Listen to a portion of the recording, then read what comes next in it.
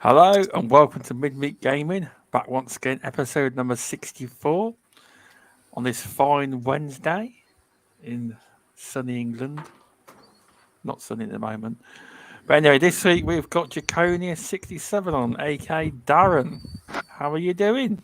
I'm all right, Stubbs. I'm doing very well, thank you. Podcaster that's took the podcasting world by storm. That's you. Yeah, I know. Yeah, I'm doing fine, Stubbs. Busy playing Far Cry 6 at the moment, putting plenty of hours into it. And yes, animated, I have finished Marvel Avengers, so ready whenever you're ready. I'm ready. Awesome, sir. Awesome. Good to hear. Good to hear. And RemovableSanity. Welcome back. Oh, hello. Yes, it's nice to be back here again. What can I say? Really, it's it's looking forward to the topics and looking, after this week's frantic Twitter spats and gaming news, it'll be intriguing to see what everything is about. It will be. There's been interesting times. It is. Are you still playing Elden Ring? I am. Yeah, I did. As a father, I don't get a limited time to play. So I'm not like VJ, who's pretty much ploughed through it. I'm still hitting about the 200-hour mark at about. Wow. Oh yeah, he's completed it. Oh no, he did say yeah. Value for money though. You can't. You've got some serious weeks out of that. Yeah, and very much so. It's about So just come up for about the 200-hour mark. So very much so. How many hours did it take VJ to finish it? Why don't you ask him? How many hours did it take you, VJ? I can't be certain, but I think it was probably at the 250, 260 mark. But wow. I didn't just complete the game. I worked with RemovableSanity to. So we spoke. He was kind enough because he's quite a busy guy, so he was kind enough to have a chat with me like a couple of times a week, and we'd share notes. And there'd be things that I'd missed, and obviously there's things that he'd missed. And I've actually got a notepad full of scribbles of tons and tons and tons and tons of notes. So I always knew where to go back to complete certain missions or drop-offs, etc. And I managed to get just over 90% of the achievements. And I am not an achievement guy. You can look through my games, and I don't bother with it. But that kind of gives you as a measurement in terms of how much I played the game and how much I enjoyed it. I was telling Stubbs and Removable that I played it pretty much solid 3 days shy of 2 months, and it's not. And then that was quite draining for me because I for 2 or 3 weeks that's it. But as I was saying to Removable, and I think to Stubbs and that I haven't played such a rewarding game in probably since Hollow Knight. I really enjoyed it. Yeah, there are two types. Yeah, there are two types of gamers. There's the VJ, who's effectively the very methodical sorter. He puts notes. Yeah, he's no. The methodical. He puts the notes down. He works his way through it. And then there's the chaotic type who just really doesn't put anything down and just wanders through like a blind bat. And that would be myself. So, and then just to Cerebral's point. No, of course I'm not happy you're not on. I'd rather you be here. I mean, how else am I going to, attack you and verbally berate you? That's right. You'll do it through the chat. Very well. Oh, and thanks for having me on the show. VJ, welcome back. Oh, it's the intro, is it? Okay, yeah. No, thanks. This is the intro. Oh, thanks for having me back on the show, Stubbs, and I appreciate it. And I'll do my best. My voice is a bit funny today, so I hope it's coming through okay. Yeah, sounds fine. It does. Okay, great. Thanks for having me on the show, and I'm looking forward to the topics, whatever they are. Did you get the memo? Oh, okay. I haven't actually seen the topic. No, I haven't seen it. Oh, okay. Wow, we've got an unprepared VJ then. This will be interesting. This will. Yeah. An unprepared VJ is still very much more prepared than the rest of us. Yes, that's true. That is true. And welcome to Animated Evil. How are you doing? I am very well, and I'm also very impressed that you skipped a VJ and come back to me, because usually you would miss me out, dude. But it's fine; it's all good. We're there. But do you know what? Again, it's great to have Darren back on the show. It's a guy I've been hanging about with lately on the old Xbox Live and stuff. So yeah. I thought he was going to say the Amsterdam street corners, but I thought that as well. We're not quite there yet, VJ. Maybe in the next couple of weeks we'll see how it goes, right? We'll see how it goes. Please send me a ticket. Open-ended invitation, brother. Open-ended. I think we'll all get loaded up in the back of Mr. Tushi's truck, and he'll just cross the border for us. So, moving right along. Yeah, so thanks for coming, everyone. So, go some shout outs in chat. Darren, I completely forgot to clip the Nutella incident to show people. I did. The greatest moment in podcasting history. I'm never going to forget that one. Well, basically, the scenario is to anyone who hasn't seen the clip. You know, the old story about how Phil Spencer went to talk to Satya Nadella about Game Pass. Well, Darren decided to go, well, old Nutella. Well, he kept going Nutella. I was like, when it was Nutella, wasn't it, Darren? Mm-hmm. Yeah, because BMG was sitting there on the round table. He goes, I could hear him. He goes, what the hell is he? Who's he talking about? Who the fuck is he talking about? He goes, it's chocolate spread. But, it was just a mistake on your part, but it wasn't intentional. That's the reason it was so funny. Do you know what I mean? It was. But yeah, shouts to Boldman Gamer in chat. Everyone who's in chat gets mentioned. So some of the panel, VJ, Darren, Boldman Gamer. Thanks for stopping by. Redders TV. I was on the Xbox Live Party podcast. That was fun last night. Thanks for the invite, Redders. It was fun. And welcome to Geordie from Xbox Era. Thanks for popping in, mate. What else have we got? List. Animated Evil's also in there. And Cerebral Paul. We miss you. You can't make the show. And also, Ori, thanks for popping in. It's nice here. So, I've got some topics. This one's a bit... I don't know if it's going to be divisive or not. So, the way Microsoft handle their first party studios, like the Xbox Game Studios, they've got this. Now it is good for creativity purposes. I'll just welcome to Indie Gamer. So Xbox has got this policy with their first party studios, which is great for creativity. So if you ask me, you've got the studio that makes Psychonauts. Remind me what that's called. I can't think of it. Double Fine, which he knows exactly how to run his studio. You can just leave him to it and he will make games. There's no issues with his studios. Now, you can be totally hands-off, but they've got this policy where they are hands-off with the entirety of the Xbox studios. And as reports have been coming out, that isn't always the best case with certain studios. I want to know, should they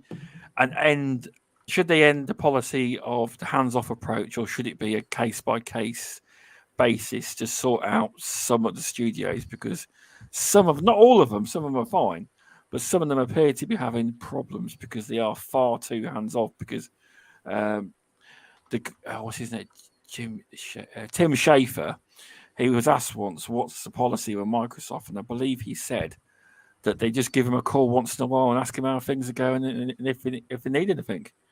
But his studio doesn't really need help, to be fair. He knows exactly what he's doing. But it's just a question that, do you think it will have to end up being a case-by-case, or whether they have to stop this hands-off policy? But it does breed creativity. So it's a bit of a hard question to answer at the same time. So I'll jump to the guest this time first. Darren, what you got any thoughts on that? Well, do you treat them like school kids or let them carry on as they are? It's a case of, if you go down, say Phil goes down to the studios and say, right, I want you to do this, and that, he's ruling with an iron fist. Is that going to create diversion, or is that going to also create a scenario? Well, hold on a minute, I don't want to fucking listen to that bloke no more. He's telling us exactly what he wants or what he wants, treating us like we're at school. We ain't going to be treated like that no more, and then you're going to get rebellious, ain't you? That's what I think. But maybe it could be a case by case basis. But some of the studios, like I think it's a Coalition. They've been working on not the Coalition. They've been working on the game for the last 2 or 3 years. Now, my way of thinking is if some of these games don't start coming out, i.e., first quarter or second quarter of 2023, when these big bangers are starting to come out, and they suddenly start getting delayed for another year or two, I think people are going to start asking questions. What are you doing in your studios? I think there is come to that point. There is one point I'd like to add that I don't think the Coalition should be in there because they have had 2 games where they've had to bring a game out historically 3 years, a 3-year life cycle. So this time round, it seems like the Coalition are finally being given a maybe 4 to 5 year period to make a game, which they've never had the opportunity. And I think it's probably because they've got so many studios and IPs now that they've probably given the Coalition a bit of breathing space. So I was trying to think of the studio. It's supposed to be doing Fable. I think I might have mentioned Coalition. Oh, it's Playground. That's it. That's what I mean. Supposed to be, 2, 3 years ago, they showed a little trailer thing of that. Well, where is it? We're still waiting.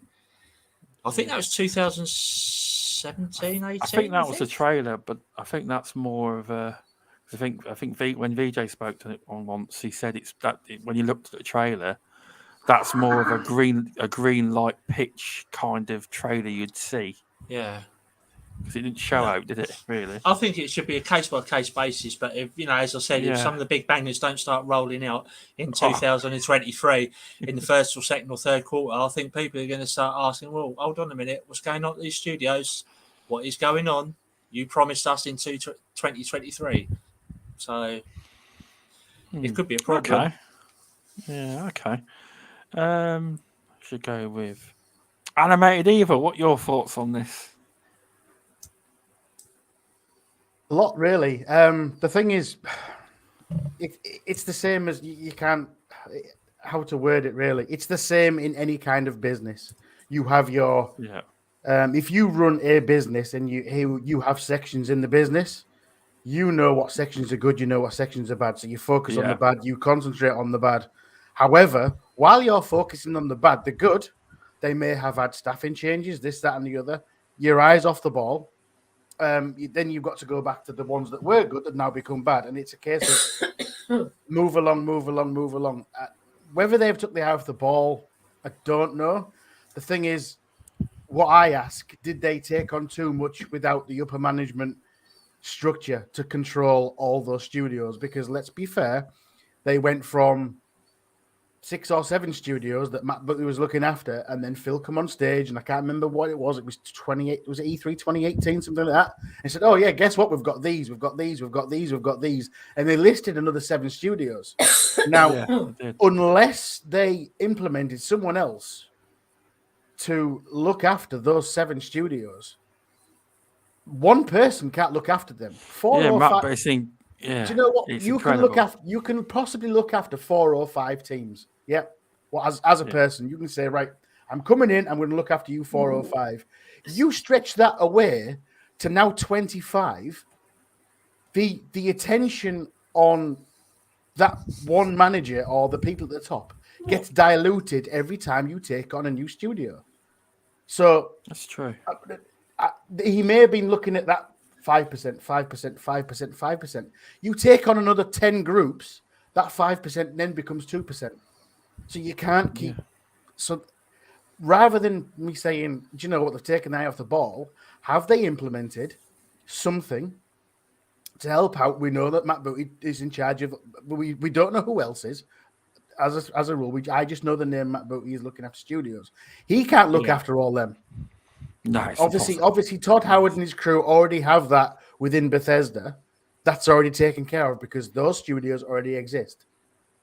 But it's what was announced in 2018, those 7, 8, 9, 10 studios that took on, who was looking after them. Because if it was the same person that was looking after 3 or 4, that attention is diluted all the way every time you buy another studio or acquire another studio. So isn't that down to Matt and Phil Spencer though, or has Phil got sort of nothing to do with it? Phil's higher up now. Right. He's Microsoft Gaming. Well, yeah, Phil's the head of all Xbox, basically. He's head of Xbox and director of whatever. I can't remember his exact title. But then Matt Booty was looking after studios at the time. But there's been no...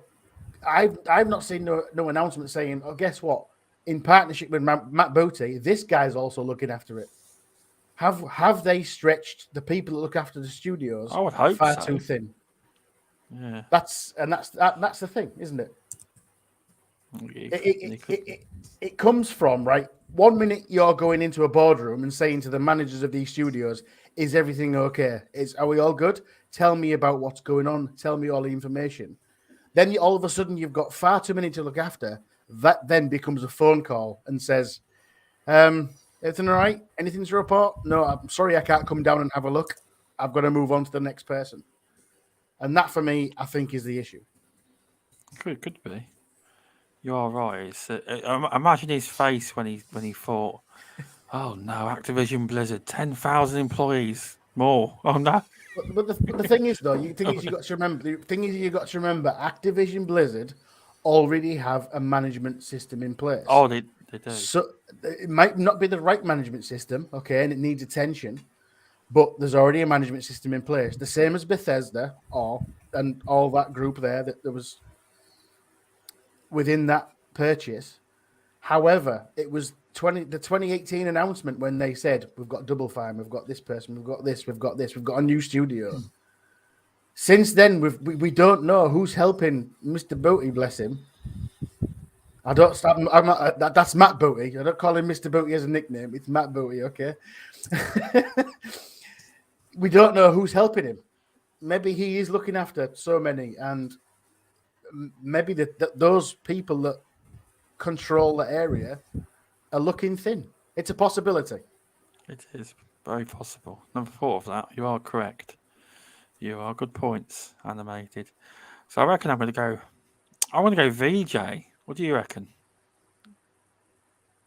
Is it me? Oh, yes. Yeah. Oh, He's surprised. I was falling asleep. No, I'm just kidding. Because my cat was crying, so I had to run downstairs. What's the question? So, obviously, Microsoft, Xbox have got their first party studios, Xbox Game Studios, have got this policy that they've put out there where they're like hands off. They don't really get involved with the studios, and we've seen some difficulties with certain studios. And it was kind of a question towards, should they end this hands-off approach with certain studios? Because I know, obviously, you've got like Tim Schafer's studio, Double Fine, and he's fine. You can just leave him alone and just make games. Yeah. But certain studios have had certain struggles that have been coming out recently. Do you reckon it should be like case-by-case basis, this hands-off approach, or we got any thoughts on that? I think you've got to look at it like this, right? Is that Microsoft have tried many different ways to run studios, and over the last 20 years, through acquisitions, through growing certain studios organically. I'm assuming 343 Industries was an organic studio, right? Or was it purchased? I don't remember. So, and I think what they found during the course of development, that there's always a banana skin, and there's no perfect sort of predictable, foolproof method of supporting the studio, right? Because you're always going to have different types of projects, different types of budgets, and different type of creatives running those studios, right? And you've got this, sort of two differing processes, right? Let's just take Nintendo and Microsoft, for example, where Nintendo have been really good at, hiring the right people, right? Elite level creatives and so on and so forth, and keeping all of their dev teams under one big building in Kyoto, I believe, with a couple of satellite studios. So that's how they operate, a floor per studio, basically. And then, there's this, to a degree, it is a fallacy that, a bureaucracy, sort of encumbers creativity. And I think that for Microsoft, if you look at the studios that they've got, and I think it'll be a degree to everything, right? Is that if you've got something like, for example, Double Fine, was it the studio that you mentioned, right? So if you look at that studio, right, and you look at where they are and their history and so on and so forth, right, and the amount of investment that they need, if you're asking the question to that guy, the kind of funding that they're getting from Microsoft is like it pretty much is petty cash, right? So what are they going to do? Micromanaging a studio that probably doesn't have a huge amount of staff and outsources a considerable amount, right? And then you've got the thing, well, Microsoft must know what's going on in each of their studios. And I think what it is that EA did this, and Microsoft do this a lot. They have producers outside of the studio which work obviously at Xbox, which will have weekly calls, they'll have monthly calls, and they'll have quarterly calls to check on every aspect of development and so on and so forth. Now, if you're making a sports title like EA do, on an annual basis, I can understand why, but it's one of the reasons why they haven't been successful in Asia or Europe or with external studios. If you look at Microsoft, I think what they've got on saying, look, we've got established studios that we trust, as in, I don't know, I don't remember all off the top of my heart, but you've got Playground Games, for example, as an example, right? Which you say, well, surely they leave that studio alone because, they're established, they've proven themselves and so on and so forth. And I think what it is that I think that the studios have their freedom to a degree, but what I think that is really going on is that what they're doing is that they're not having producers that are external of the studios, but still within the Microsoft family, sort of, like I said, sort of using bureaucracy and encumbering projects and make sure they're on track so they can report back and tick boxes. I think what they're doing is there are other ways and means and methods to extract information from a studio without hindering the creative part of it. And what I mean by that is that you haven't just got a game being made for Xbox. They need to know what's going on, right? So you'll have the marketing division. I think you'll have PR divisions. I think you'll have consumer licensing divisions. You'll have portfolio managers. You'll have a portfolio consolidation, timeframe, roadmaps, distribution planning. And that's not just in the US, but you'll have it globally. Yeah. And the studios, I think, will have producers within them that are of a slightly different nature to what we think that they are traditionally, providing all that information and feeding that up the channel or up into corporate, so they have a clear idea of what's going on. And I can tell you now, if you're a savvy producer, right, and you don't have to be if you're a savvy manager, like RemovableSanity and Animated Evil, seem to be, right, because we often get to hear about what's going on at their work. So if you're savvy and there's a problem, you can smell a problem or smell an issue, and micromanaging doesn't work, right? And as I say, if you're a savvy producer, you pretty much know on a monthly or a quarterly call if something is going right or if something is going wrong or if something is off schedule, right? If it's not being reported directly to you, because you've been through the development process so many times, you know what to look for, you know what to smell for. And for all the issues that 343 Industries has had, and let's be honest, it's the most talked about studio with the most amount of problems at Microsoft. And the ironic thing is, it's right on their doorstep at head office. And some of the other great studios are hundreds, if not thousands, of miles away from Microsoft. So there's an irony for you. But if you look at 343, what I would say is that given the apparent or purported issues or whatever you think of Halo, etc., a game that I finished and I really enjoyed the single player campaign, etc., and so on and so forth, that should have served as a lesson, as in how a studio should be constructed, what goes wrong, why did it go wrong in terms of a postmortem, and how not to build a studio longer term, and the kind of elite people that they need now in a creative environment that's working on big budget games, right? Because I for whatever we know, whether the budget was 50 million or 500 million, right? Those sort of budgets, I don't think every single studio at Microsoft is being afforded. And as I say, is that I think a lot of the studios have budgets in the 10, 20, $30 million range over a period of years. And as I say, it's pocket change for Microsoft. And I think where they will have a bigger focus is on their key franchises and so on and so forth. But as I say, game development. Hello? Have we got a special guest? I don't know. So, but you're gonna get in the public, and you're gonna get people on Twitter saying, oh, such rubbish like, oh, the Microsoft has changed their DNA, they give complete freedom and so on and so forth. It's just popular verbiage to give the appearance of an expansive valuation and that Microsoft's turned a corner and so on and so forth. Every studio, every game development, doesn't matter large or small, has its issues, has its challenges. It's just about having smart producers that know when to step in and when to steer clear, and the ones that are able to smell if there's an issue, right? It's and it's a case of having producers at both ends, right, that are on the same page. And I think that's what Microsoft are doing, is making sure that the studios are well structured. We talked about it, right, in terms of before that, where they'll have more staff, they'll have more people, they'll have more funding. But a lot of it is to do with structure, and that everybody, whether you're an external studio or in terms of a satellite studio, not I mean an internal studio, right? But everybody is singing off the same hymn page, and the structure and the organization is there, that everybody knows is that how they're going about creativity and having that harmony and respect within the organization, where historically that Microsoft has been very, very political. I don't see them being sort of where they were once, sort of being completely hands-on and micromanaging everything, to being completely hands-free. I think that they're allowing developers to develop, creatives to be creative, and so on and so forth, and etc. But I think they've put an infrastructure in whereby they are seemingly far more hands-off, but all the information is being fed through to them, where it doesn't impinge on the creatives or gives them stress or pressure unless something is going wrong, right? And if that is the case, you do get involved, and that's how I think that they're operating to a degree. I may be wrong, but that's how I'd go about it.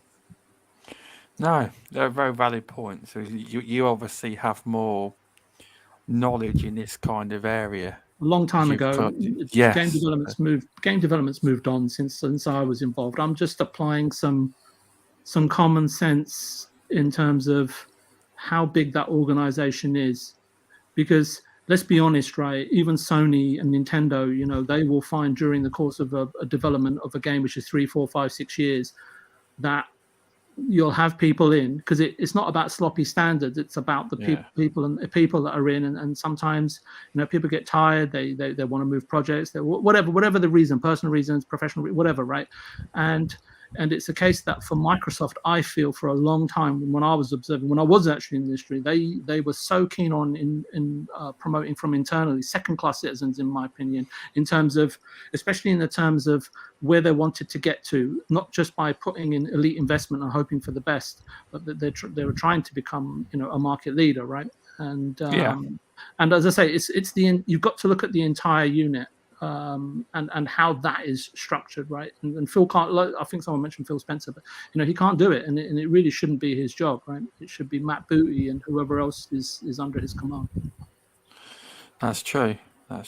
Some very valid points there, VJ. Thanks for that insight. Yes. Oh. Welcome to Clowns for GQTV, and also I've seen Luke Steele popped in the chat. Thanks for popping in. RemovableSanity. You got any thoughts on this? I imagine you have. A couple. My gut instinct would be that when people say hands on, I would very hesitant say that Booty himself is being hands on, as very much as what Animated and VJ have alluded to. It will be a team underneath them reporting to him. If anything, in my experience, would be is that it will probably be the bosses of the individual publishers and developers who will put together a report based on how far they believe they are, where they are in terms of production processes, the issues. That report will be then sent up to the higher ups of that production. They will then have a meeting with a group of what I would classify as Microsoft underlings, who would then look at the report, go through it, filter it, and then that report will be then collated, and then that may be passed on to Booty himself. So when it comes to like a direct influence, I doubt that is the case. It will probably be recommendations if anything. It will probably just okay, we have deadlines, we have estimates like that. It'll be like that. Unless, of course, that, as VJ says, they start to sniff out certain big problems coming through the works. Now, again, with that, it is dependent on those doing the reports, those doing the reporting, getting correct information. Most reports do like to, as I would like to think, twist the truth slightly, make it look a little better than what it really is. If you're behind by about 2 weeks, you probably might say you're behind by about a week.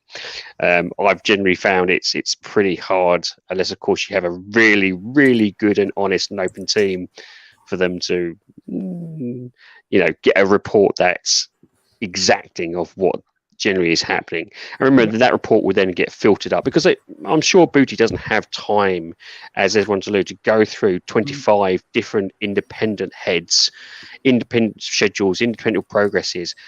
He's probably got a vast array of other aspects he's truly trying to deal with. So he will probably be looking at a almost like bullet point sheet, which will be a very watered down, maybe basic program of how things are. I think it will be the people underneath him to ensure that the publishers and directors who are coming through are keeping up their end of the bargain. If it is, they might give, maybe suggestions or maybe requirements, unless of course something is really something really is coming out of it saying, we are going to be behind by 6 months, 8 months, or we've got a major problem, we've had a major crash of this system. Unless of course that happens, I suspect it will be very much a light touch, because as alluded to by Animated and VJ, you don't, and even Darren, you don't want to go in too heavy, you don't want to stir the pot, but at the same time you do want to be seen to be keeping in control effectively. I know it's not sound, even though it's a partnership, it's probably still seen as a slight client sort of, client versus subordinate situation, where the developers themselves will probably see Booty as a client strict head, and they're trying to ensure that they meet those requirements to accomplish their task in question. So for me, it all depends. I think it's going to be, as you partly said, it's going to be dependent on the studio. Some studios may require a little bit more guidance, and that is it. I think guidance is probably the best wording, versus actually going in and basically saying, this is how we do things here. I think that I don't think they've got the time, especially with the numbers of studios, to go through and literally just really handheld or really pin down everybody. Again, I think it's probably going to be very much a bullet point situation. Someone does a report. I know we do stuff like that on some of the jobs that I deal with. It's a 24-page document, and it gives you program scales, deadlines, potential issues, potential elements. That gets then kind of watered down even more and passed to the head above, who then might make some recommendations, but was generally probably just be a glance over. He'll put it into his own personal program, which will then he'll pass up the chain. And in that aspect, unless of course, as I said, there's some major problems that's coming through in that document, in that report, that program. Yeah, they're just going to keep a little bit off. I mean, Removable, I'll give you an example. If you've got 25 studios and you're not too worried about, you just say you're pretty relaxed about everything that's going on. You just send out one memo to every studio, is that in October, okay, who's going to have a gameplay trailer ready for E3, right? One question. That's just that one question.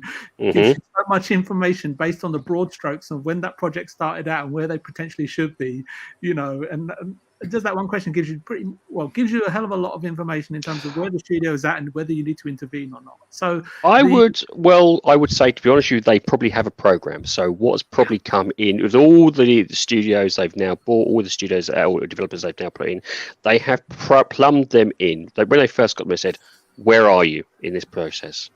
They've said, let's say I am at stage C. And you go on through the 25, some at stage C, some at stage A, some at stage Z.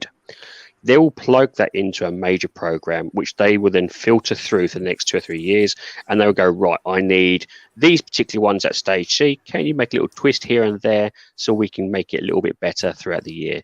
Those at stage Z, we're not going to worry too much about you. That at stage A, we're going to keep a little bit more of an eye on you, basically because you're coming quite close to a potential deadline. And that's probably about as much as of the information that gets into it, unless, of course, something comes up and goes, I'm at stage C, now I'm at stage Z because something's bad happened. That's when they may actually go, oh, right, okay, this is now going to affect my bigger program of deadlines coming out throughout the year. Now I'll probably get involved. But until that kind of happens, I think, to be honest with you, it's probably more of a light touch. Because otherwise it's just too much, even with the scale of people they've got, it'll be just too much for people. And I think it's a much more easier way if you can deal with it in that regards. That's my kind of guidance. I think probably Animated. What do you think on this one? Is that something that's similar to your sort of programming a system? Yes and no. At the minute, but yeah, I suppose so. Yeah, you're right. I have to agree on the most part. Thing is, though, some of those studios were halfway through projects, though, weren't they? Exactly. So they've probably plumbed in a program. So think of it, they've got like a 4-year plan. They were probably right. Those through half throughout the year. That means it'll probably be in the next 2023 or 2022. At the end of 2022, they probably worked it out and plumbed it out in that regards. And as long as they keep that deadline or tweak that deadline, they'll be okay. If those deadlines start to move and impact, like say, other studios' deadlines, which it probably will, that's when they'll probably get a bit more hands-on, a bit more. Hang on a minute. What's going on here? Why have we got down to this position? But what I heard was before Microsoft bought these studios were halfway through their projects. So when Microsoft bought them, they've had to sort of scrap everything and restart again. That's what I've been reading. I don't know if that's true. When you say scrap everything and start again, that may be when they say it could be scrap everything to a different program. So in my head, they more probably saying, right, we have in our eyes, we've got a 24 month schedule. But now actually to fit in with Microsoft's program, that 24-month schedule might tweak to 20. Or actually, they may even get a little bit more. They may actually say, right, we'll give you a little bit more time. It depends on Microsoft's own program. And that's where I think the tweaking will be. Unless, of course, Microsoft's really gone in heavy-handed and gone, actually, your 24-month program, we want it down to 9 because of our own personal involvement. And that could happen. That could very much happen. I think you're right, is that because the studios they've bought, they'd already been around for a while. I can't think of any studio that they've bought that makes you question us in terms of, well, why did they buy that studio? So I think that you're right to a degree where they'll let them operate in an organic way to a point when they can unevasively see that it's not sustainable and then pile in. I think that's got to be the way. But I do think that, when I look at EA and even Ubisoft to a degree, from what I recall, it used to be very much about, mothership producers, studio producers, them and us. And if it's we, I think, you really do need people with top tier talent, being able to drill down at both ends with integrity, that aren't easily pulled apart. And there is no blame game. There isn't that much bureaucracy, and everybody's ultimately responsible for maintaining, that the sustainability. Don't get me wrong. In my eyes, they've probably set aside out of the 20. Say you've got 25 studios, they've probably set aside 25 people who will hold those studios to account and filter those programs. Yeah. This is just like a surmising guess, to be honest with you. You're probably, as you rightly said, it'll probably be a lot more, but they probably have those people who will, the head of EA will probably be speaking to someone doing that report. They will be tweaking it, and then it will be passed up further down, up the chain. I only say that because I used to remember at EA, they were trying to run a project in Japan. I don't think it ever came to life, and they used to have 4 producers or 5 producers speaking to the team, right, with a translator. So the meetings would take ages, right? And you'd have like one producer who was in charge of technical. You'd have one producer in charge who's really, sort of drilled down into the creative side of it, and so on and so forth, right? So they had a producer with a specialty to sort of make sure that the investment that EA was making into a specific studio in Japan, right, it was running smoothly, and that they could tick every box. And it wasn't a one pager like you mentioned. It's a bit of slightly hyperbolic, but I would suggest I wouldn't have thought that when the actual program itself or the report, as I said, it's probably more like a 24-page document or something similar like that, or even it could be a 50 to 100 page. But it will be the usual, stats and figures and programs of what's the graphical display. Is the graphical side, will it meet the target? Will the gameplay side meet the target? Will the beta testing meet the target? It will probably have loads of graphs, which will then be watered down even more for the likes of Booty himself, because he ain't going to want to sit through a 100-page report 25 times. No matter how it is, he hasn't got that time to mess around with it. And that's what I was referring to. Depending on the size of the studio, the return from an activity or enterprise has to warrant the time and budget and money and effort required proportionally, right? Without a doubt, and it's intriguing to see businesses operate like that. When it comes to big scale projects and elements, the management side can be horrendous. And I've been in projects myself where it's literally, we do a report, that report gets then passed over, that report gets slightly tweaked to make it look a little better, and then that gets pushed upwards, and then someone from on high goes, actually, I don't like this, and that report will then come back down, and then it'll filter through the team in a variety of different ways. It's in some cases, those doing the work may never actually speak to the very top people requesting certain things. It's 9 times out of 10. I'm sure Animator's heard this. It's those that are in charge probably just view it as it's just a button push.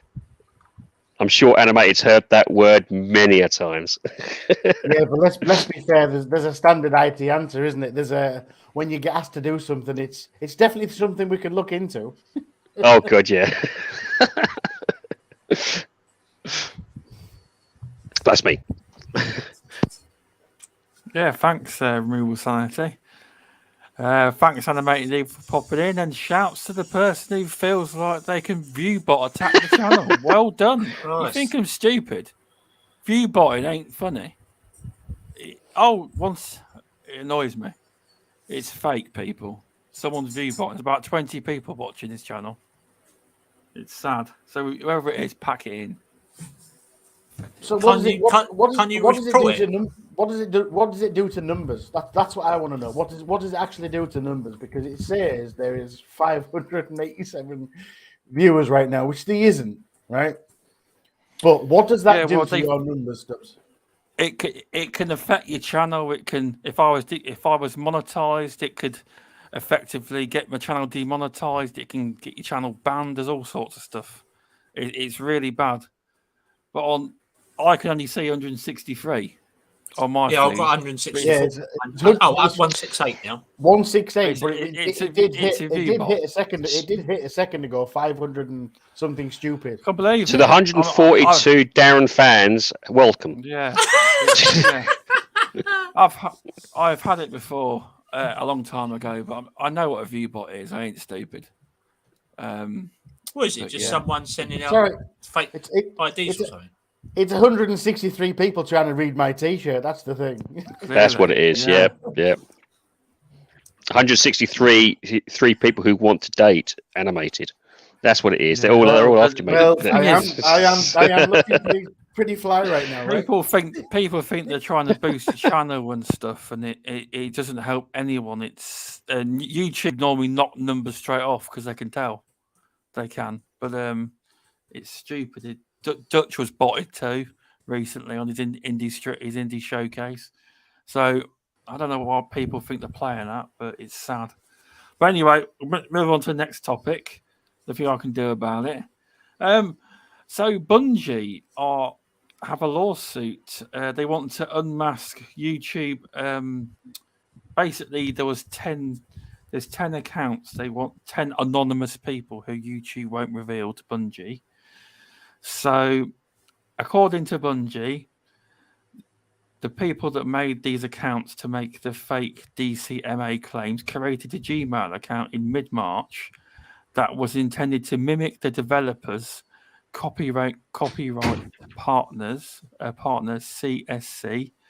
Then they issued a DMCA takedown notice while falsely claiming to represent Bungie, and even tried to fool curators with another account that insisted the first was fraudulent. YouTube didn't take notice of the fake credentials and slapped video producers with copyright strikes, even forcing users to remove videos if they wanted to avoid bans. YouTube removed the strike, suspended the Gmail account, and otherwise let creators recover, but not before Bungie struggled with what it called a circular loophole of support. The firm said it only broke the cycle by having its global financial director email key Google personnel, and Google still would not share info to the identity of the fraudsters. Bungie hoped the DMCA subpoena and other measures would help identify the attackers and punish them, including damages that could reach $150,000 per each false takedown notice. They've asked Google for comment, and as always, they won't say anything. So, and also there's been an update here on Tween. There was an update. We take abuse of our copyright takedowns process seriously and terminate tens and thousands of accounts every year for violating policies which prohibit submitting false information in takedown requests. A YouTube spokesperson told Engadget over email. We'll continue our work to prevent abuse of our systems, and we're committed to taking down appropriate action against those who knowingly misuse our tools. So yeah, they're going to try to amass them. Well, shouts to the 230 view bots now. Well, it's really kicking off now, isn't it? But yeah, it's a crazy case, this is, because I've listened to a few podcasts with like lawyer level people in it, and they've basically said if you were to read the legal document, it screams basically, YouTube, it's your fault, it's your fault, it's your fault, but it's not aimed at them, it's aimed at unmasking the fraudsters, basically. Shouts to Matt Barnes, thanks for popping in, and Invader Gaming, thanks for popping in. So, any thoughts on this? Because Bungie took this quite seriously. Because as a whole, though, Bungie generally are very pro-consumer when it comes to their game and their content creators and all the content they make. Like, my name is Bifus. He's a very big YouTuber in the Destiny community. They take it quite seriously. Basically, with Destiny content, you can do what you like, make videos. They have no issues because even, I believe, Bungie's own channel got hit. That's why Bungie's so annoyed that even their own videos got hit. They really went all in. So So in layman's terms, and I'm hoping I get this right because I was a little bit confused and I've read some of the stuff. Yeah.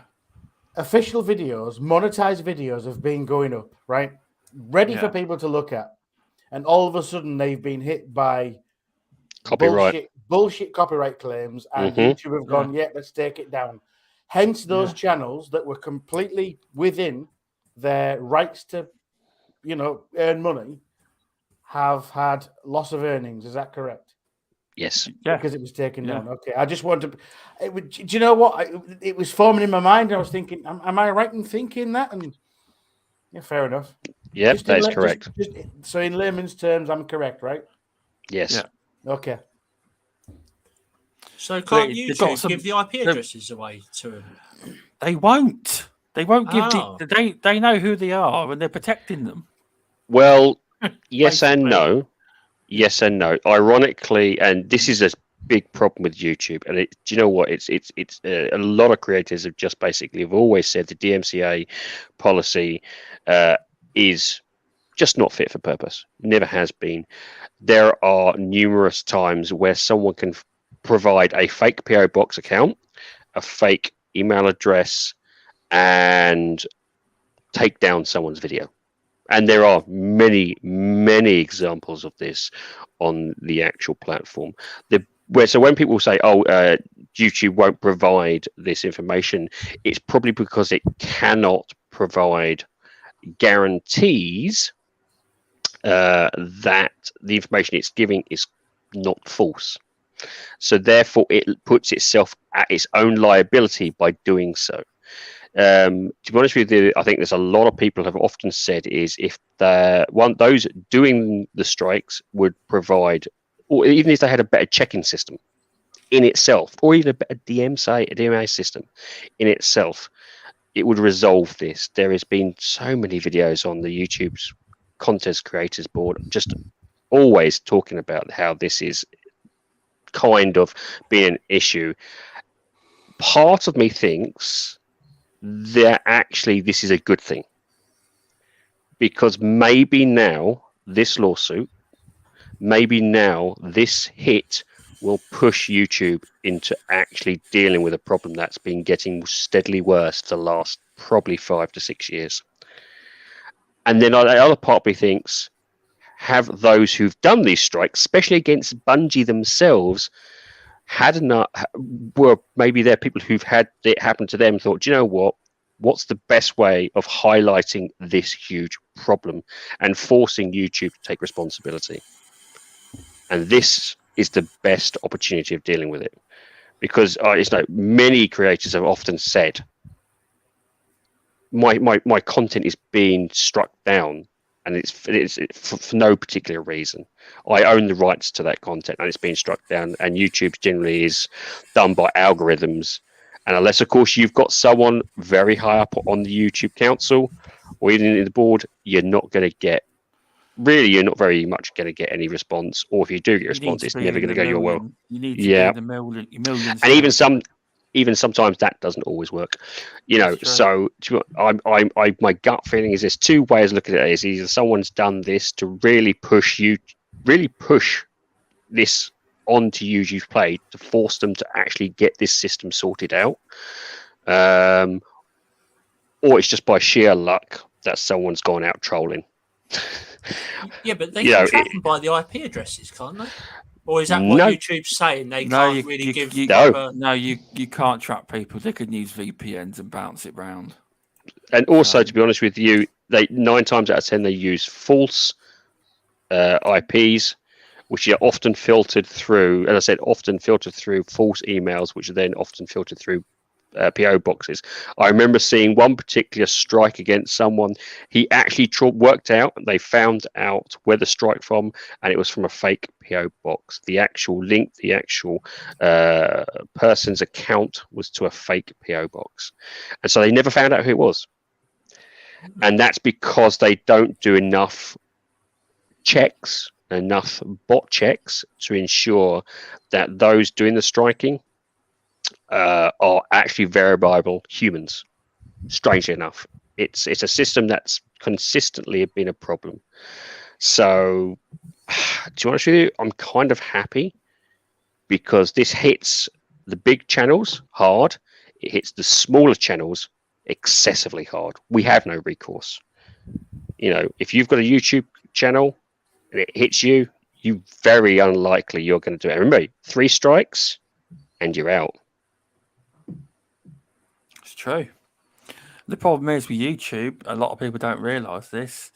They far too rely on bot AI.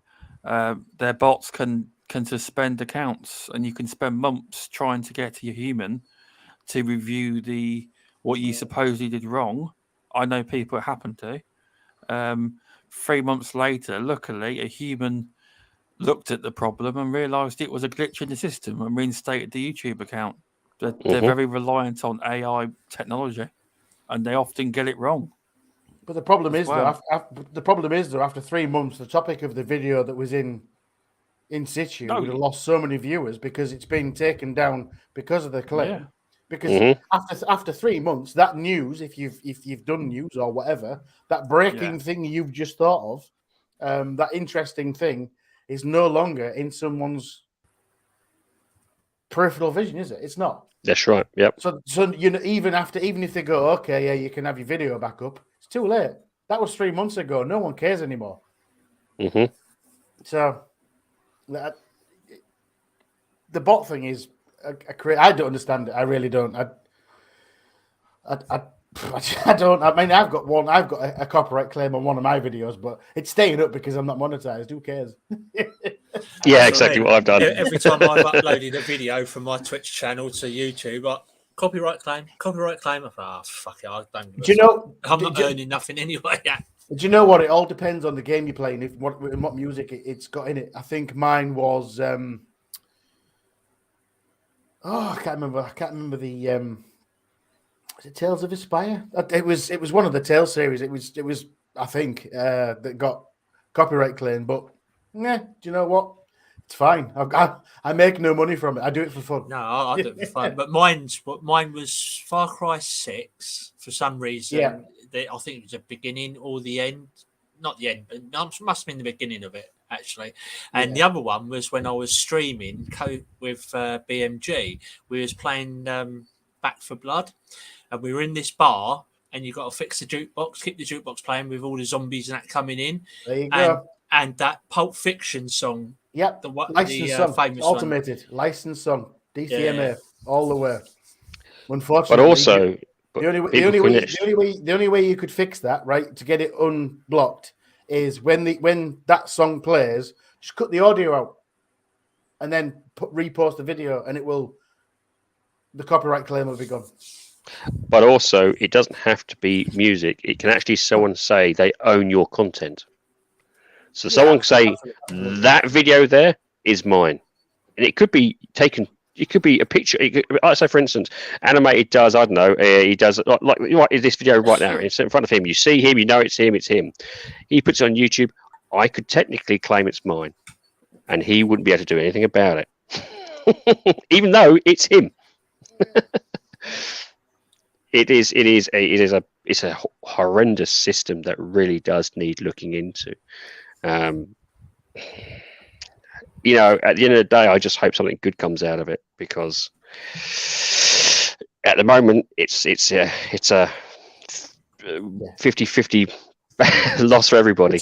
But the thing is, though, it's not. I'm not calling out the bigger streamers right now. It's not so much the problem for the bigger people, because do you know what? They can forget it and make another video and then still earn that 10 grand or whatever they're going to earn the next week. It's for the smaller guy that earns maybe $100, $200 for a video, and you're like, that's quite a lot of money for them.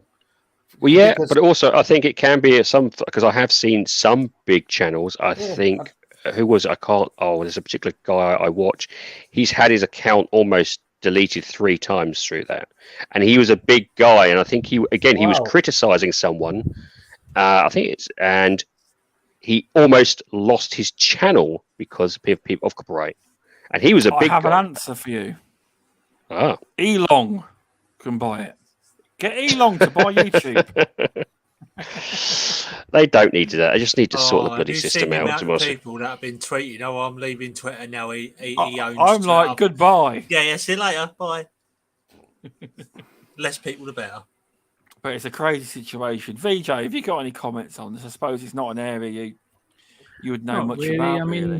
I mean, I'm just listening to everybody, and then just the words that are popping in my mind is that, where's the fairness? Is this equitable? Where's the clarity? Is there a better place that we can build from and then come from?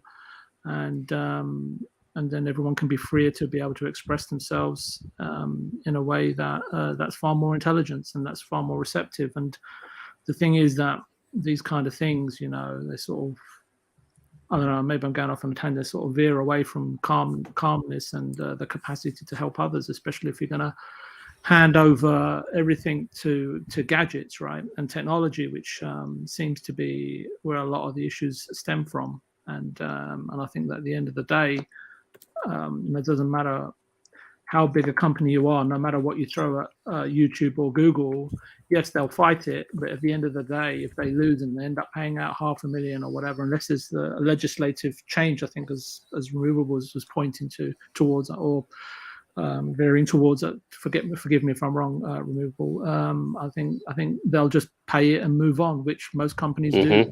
The 10 million, 20 million, even $100 million is absolutely fine for them to pay, and they'll just live in self-denial and distort the perception of what everybody's seeing, and try to negate the situation as best that they can to keep the status quo. And unfortunately, anybody getting embroiled in such a fixed situation is just a poison dance. At the end of the day, there is no winners, only losers at the end of the day, and be they large or be they small. And obviously Bungie are in a position where now well, if it goes through, they're going to be aligned with Sony.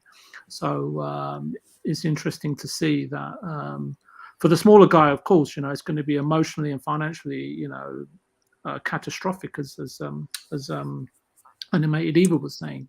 But for these big guys, this will drag out. It'll get dealt with at some point, and we'll still be talking about this sort of stuff a year from now or 2 years now. And there'll be different perpetrators at the table, so there'll be different names and people that we're speaking about. But the situation like these, they don't seem to change, do they? Whether you're discussing them now or or 50 years ago or 50 years into the future, and that's the problem, right?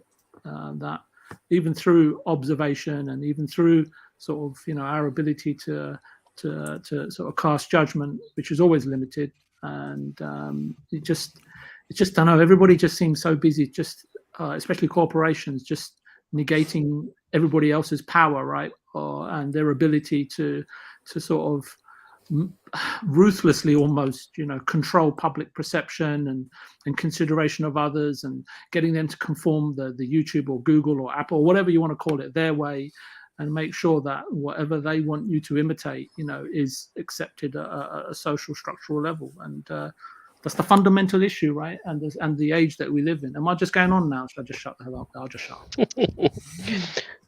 No, I think it's very good. It's a fair point. I think what's frustrating. I think what's frustrating is that there is a potential solution, and it just probably would need a better verification system of those doing the copyright strikes. See, if you had a better verification system, it would be actually you could at least know that it's a human being, or at least you could tie it back to something. Yeah, when humans dealing with humans helping one another, right? It should be. It's not like pull the ladder up and sod him, right? It's like rising. There should be a rising tide that lifts all boats, and the more and more I observe each day and every day is just less and less of that. Yeah, it's the thing is what with kind of YouTube. podcast is this anyway? You're managing Stubbs? My goodness. No, it's a good topic. No, I'm just pulling your leg. I'm just pulling your leg. Well done, Mr. Stubbs. There isn't. The thing is, there isn't another platform where content creators could potentially, like a lot of them, make a living. There isn't another rival platform that not to this level. There is rival platforms, but there isn't to that level. Sorry, what I meant was there isn't a rival platform where you could earn a living making videos. There would, unless you do Facebook, and because Facebook people, they make a lot of money. You got there's a lot, but you got Lab Baby and what they do, but not like gaming. It's not what I wouldn't call it a rival to. They do well, but I say like the average YouTubers, like gaming YouTubers, probably wouldn't do very well on Facebook. There's not yet a rival as such. Indie Gamer did mention there is a royalty-free library on YouTube, and I have recently noticed this library. I have. Yep. But again, with the way it is, even if you had content that's, as I said, if you had content that's directly yours, even music's yours, someone could still claim it. A lot of them also are fake claims as well. Even small channels, a lot of people, companies actually fake claim you too. See if you got the bollocks to fight it back. Well, the trouble is fighting it back is there's the potential if it's risky. Well, it's also risky that your channel could be deleted if you found if you lose as well. Can I just ask you a silly question? Because I'm not really well informed on this topic, right? But what's the self-interest or the personal interest, right, as to why people go out of their way to cause such issues, material issues for others? I'm just trying to understand what the motive or what they hope to gain or control or shape or mold, right, in terms of perception and so on and so forth. It's control of your channel. Very simple. It's control of what you produce. If you, for instance, put out there a video of you having something to eat and I can claim it, how many times are you going to do that before, say, your channel's deleted? Or how many times are you going to do that before you keep getting it back again and again and again? I know. My question is that, okay, say that was animated doing that to you, right? And you didn't know who he was, right? How does he profit from that? Or he's not profiting and he's just doing it for fun? It's either for fun, malice. It feeds into the very worst aspects of humanity. Okay, so I know it's a silly question. I just want to understand the motives. Yeah. I am about to start claiming everything Removable Sanity's ever done just to take him down. Yeah, exactly that. Yeah. But you know what? That's just out of love. It's out of brotherly love. It really is. Yeah, that's right. What about everything he's not done? That's taken as well. You know what? In most instances, and Dreadpool says cancel culture has no real motivation, but I think the motivation is about this guy's successful. I'm not. Why am I not successful? I'll tell you what I'll do. I'm going to take him down. Yep. Suck those eggs. Yeah. That's all it is. That's all it is in most cases. And for absolutely no financial or political or popularity gain, whatever you want to call it, there's no gain for the individual that's doing it whatsoever other than jealousy. This guy's popular. I'm going to take him down. I would say that is 9 times out of 10. But if you've got a political channel, it can be used for political reasons. If it's an ideological channel, it could be ideological reasons. But yes, generally, what you're saying is correct. So basically, I was right. I did make a salient point. Is that there are people out there with a conscience that use it in a way that's unconscionable or indefensible manner, right? Just to sort of have, I don't know, some sort of a pleasant day, so to some degree, right? That's a kind of insane, right, in terms of where we're at. Yep. And as Dreadpool said, in some cases, depending on the bigger channels, it can actually be a financial game. They can claim the cash from your video. Yeah. So again, it's all depending on the individual. But again, it's a big issue that really needs looking into. And basically, Bungie's lawsuit is trying to get YouTube to orchestrate open heart surgery or a quadruple heart bypass, so everybody can understand what the relationship with the situation is. And they don't want to comply. Yes, they don't like complying with anybody. They don't. Well, I think, to be honest with you, in fairness, and I'm not going to say, comment on saying this, but in fairness to YouTube, it would probably open them up to bigger problems, bigger issues, and bigger lawsuits. This is a catch-22. They're damned if they do. They're damned if they don't. And at this stage, they haven't fixed it. So now they've kind of left it to a point where if this goes through, you can imagine what's going to come next. Yeah. So, yeah. Hopefully they sort something out. But all the cases, they want them to unmask the 10 people. It's not actually against YouTube saying you must fix this, but it is. No, really, but the side effects of that would be disastrous. Yes. Just shout outs to Wondering Dutch, Warwick, Hertog. Warwick, I got your message. Thanks. I am aware I'm currently being view botted. I'm well aware. I've let the view botter know that they won't swear, but sad person. Also, Dreadpool, thanks for popping in. But yeah, I'm aware of it. But yeah, that was a good topic. That was. So Any of you lot into Star Wars Legos games? Because TT Games on their Twitter account said they've set a new record that the Lego Star Wars, the Skywalker Saga, was the biggest global Lego game launch ever. That's pretty cool, isn't it?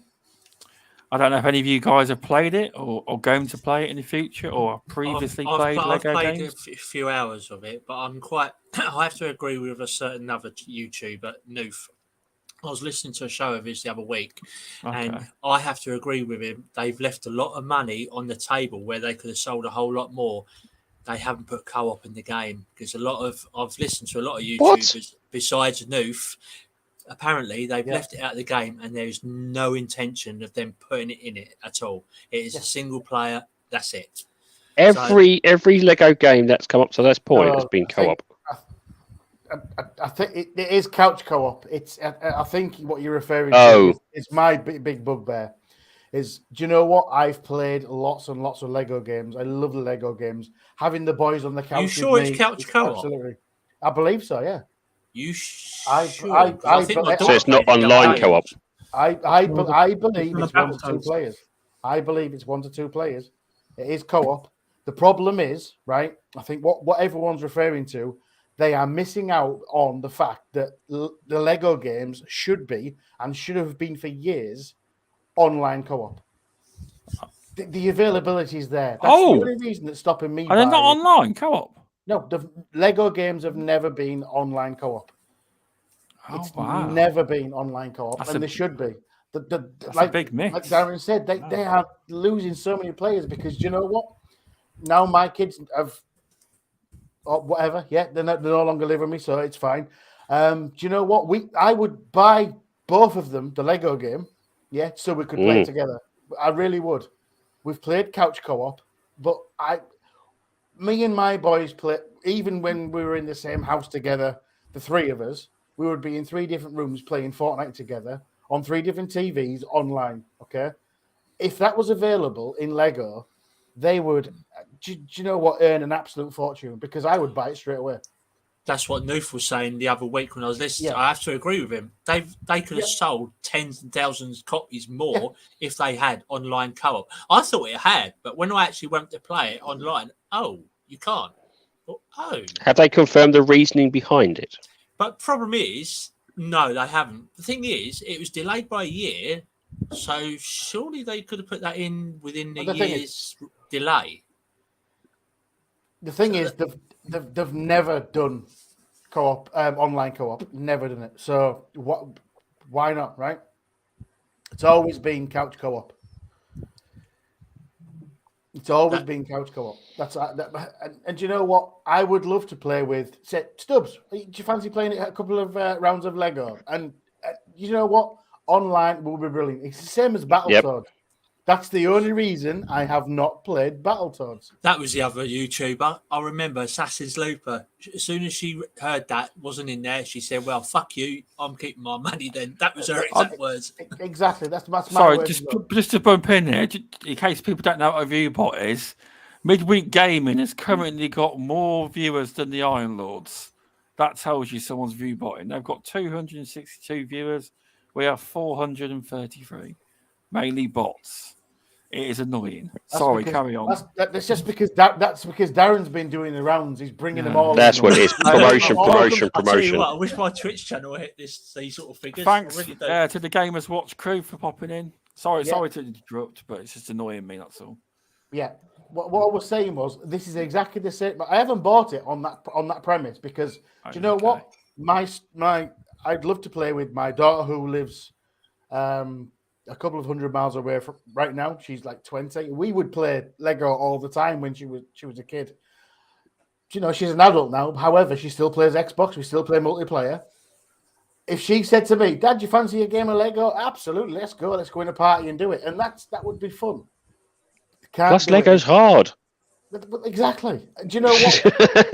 Exactly the same reason I have never played Battletoads, the remake, because they could not be bothered or were not able, to put online co-op in, even though it was touted upon advertising it'd be a co-op campaign. See, problem is with this Lego game, they'll probably think, well, we haven't put online co-op on it, but it's still been successful. So why should we bother? That's probably some people's outlook in the offices there. They think, well, why should we put it in there? We've sold loads of games anyway, so why bother? That'll probably be their attitude. I'm not shouting down what the game is. I'm sure the game is absolutely fantastic. I'm not saying it's garbage or anything like that. However, maybe they just don't want to pay for the servers that's available. Maybe the company was it Traveler's Tales? Yeah, that's one. I think maybe they just don't want to pay for the servers to run an online multiplayer game, because if they did it for one, it would be expected to do for more. Or it's a cost-saving exercise without servers, right?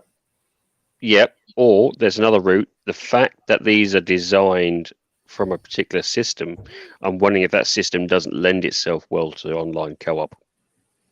And because they've started it with the original Lego, and I think remember they just slightly upgraded it each time the actual Lego games have come through, they've backed themselves into a corner.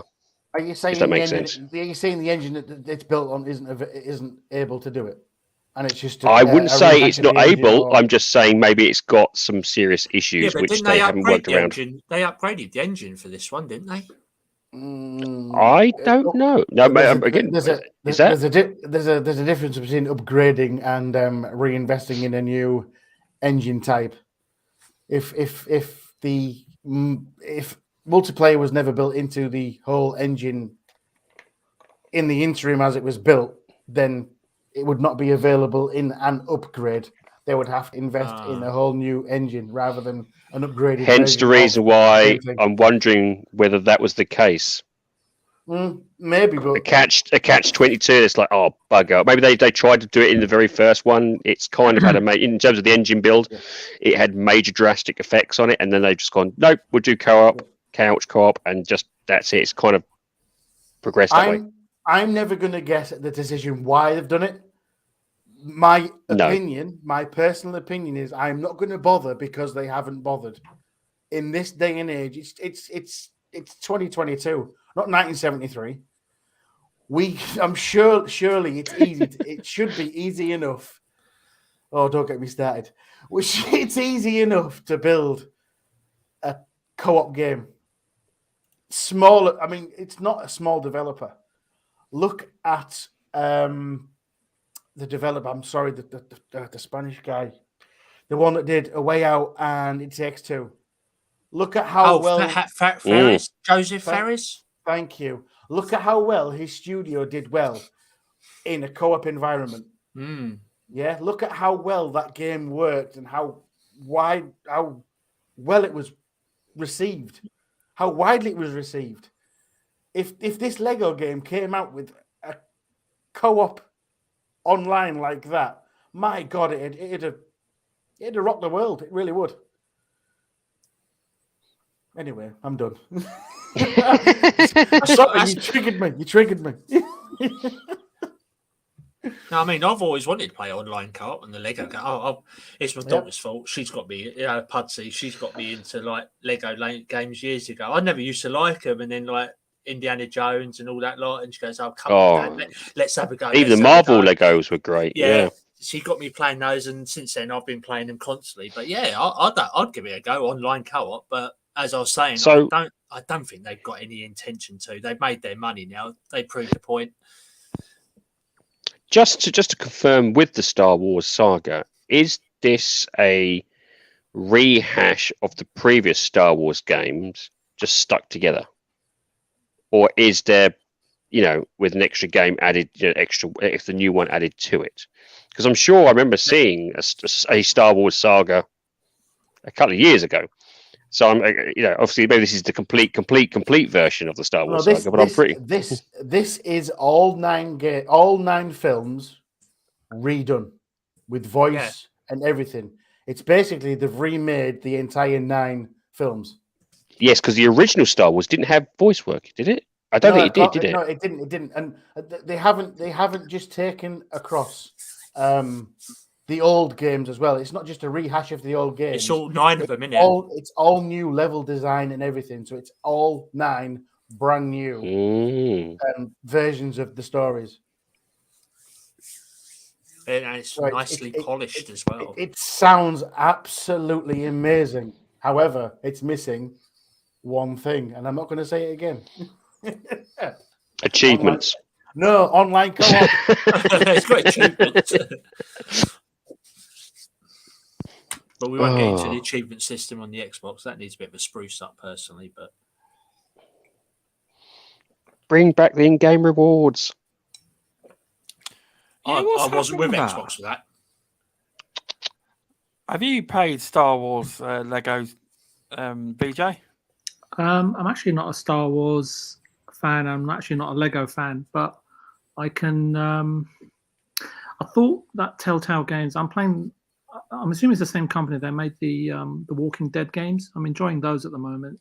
Oh, the definitive version you're playing. I don't know, just whatever's on Game Pass, basically. BJ, yeah. One's Traveler's Tales, one's Telltale.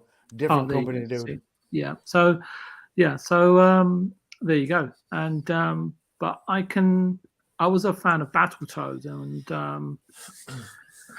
and unfortunately it wasn't online, and I would have really liked to have played it online with somebody, because I don't really have anyone to play it on my couch with. Not that my couch isn't big enough, but there you go. So I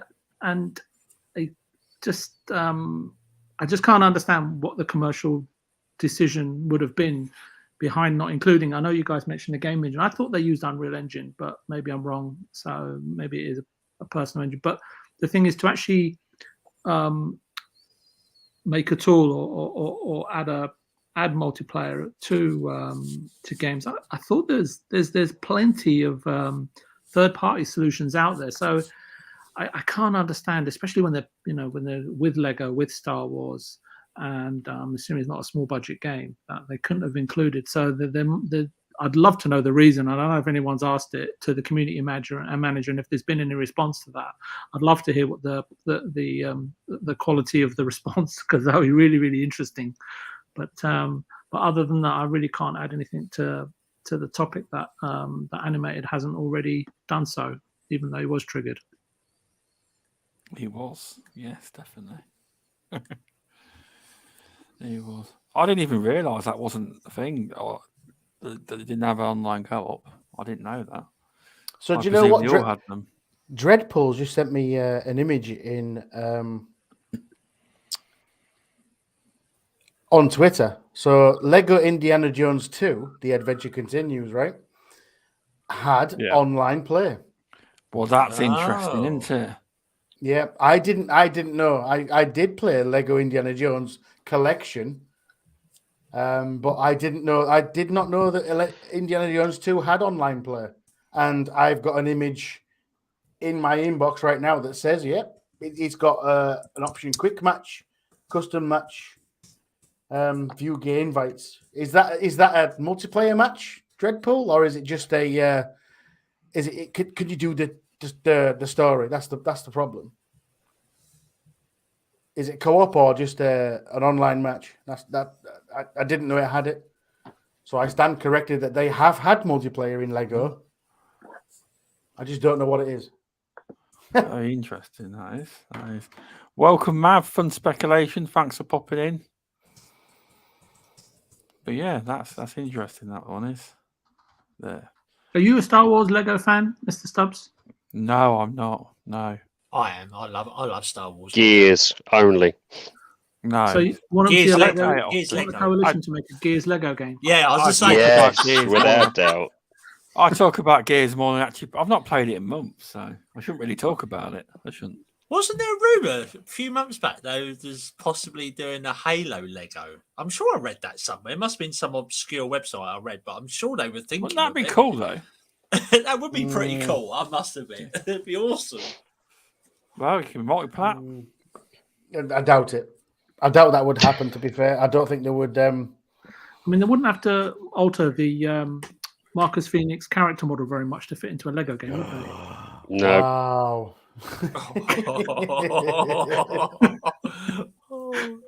Sorry, Mr. No. And there it is.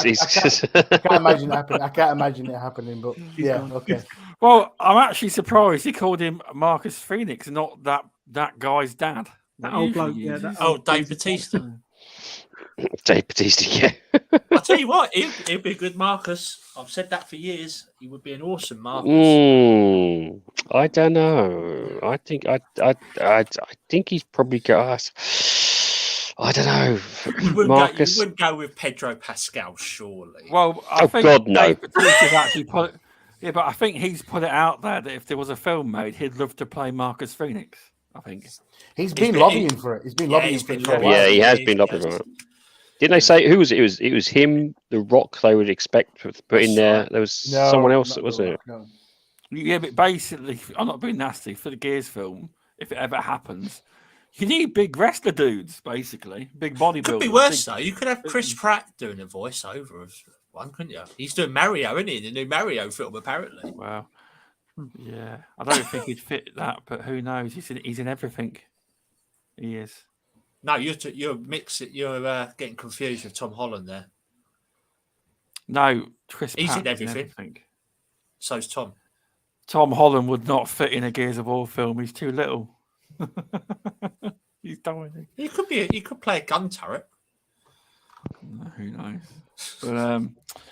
But thanks for popping in, everyone. It's been interesting and fun. It has. And that's without. And we've got through the topics again as well on point. Oh no, we haven't. There's one to go. Well, you can talk about the roadmap of Halo if you'd like. Basically, they're having the 6 months for the whole season again. They've got new maps, Catalyst and Breaker, and they're going to have new modes. King of the Hill, which is a Gears of War classic. And they're going to have Land Grab and something called Last Spartan Standing, which I don't know if I'm wrong, but that was the rumoured Battle Royale, the Last Spartan Standing. Whether it is also, there's a new 100 tier battle system, 3 armor core and earnable credits. Earnable credits? Have I ever seen that, Gears of War? Fractured. There's a Fracture Entrenched coming. That's week 1. There's also now this is the thing. Campaign and network co-op. Target. It's not even confirmed. It says late August target. And then you've also got narrative events. The Interference Alpha Pack will be coming. Now, this is one thing that I didn't realise. I didn't realise that you couldn't actually replay campaign missions on Halo Infinite. So the campaign mission replay update is targeted for late August target. And the one that many people are waiting for is the Forge open beta target of September. So yeah, it's. Do you lot play Halo? You don't have to talk about it if you don't want to. It's up to you.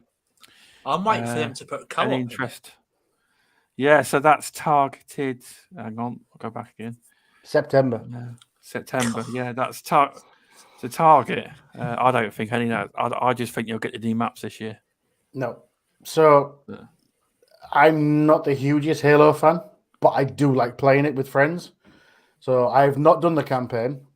I'm still waiting for a couple of friends to come back on to do the campaign of Halo 4, then Halo 5, and then this one. So don't judge me, people. Don't judge me. I haven't either, surprisingly, but that won't be a surprise. I've done them all. I've done them all on co-op. Do you know what? It seems there's so many people that I talk to that say they're so disappointed with Halo, even though they are massive, massive fans. I'm not a massive fan, and I like. Thank you, Dreadpool. I'll check my DM in a second. I'm not a massive fan of Halo, but do you know what? I really love what Halo does. It brings me and my friends together. It's fun. It's crazy. It's silly.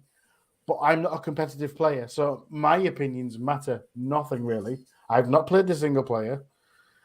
I've only ever played Halo in co-op. Back from dead. Okay, dude.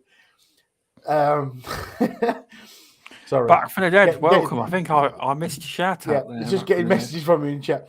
Where was I? I do apologize.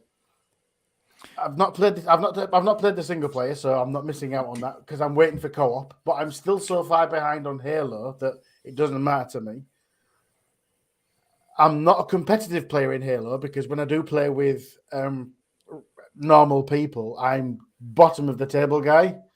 With friends, I'm middle of the table guy. I'm never going to be top of the table guy. So, do you know what? I'm going to be honest that I really enjoy it and I like what they've done with the roadmap.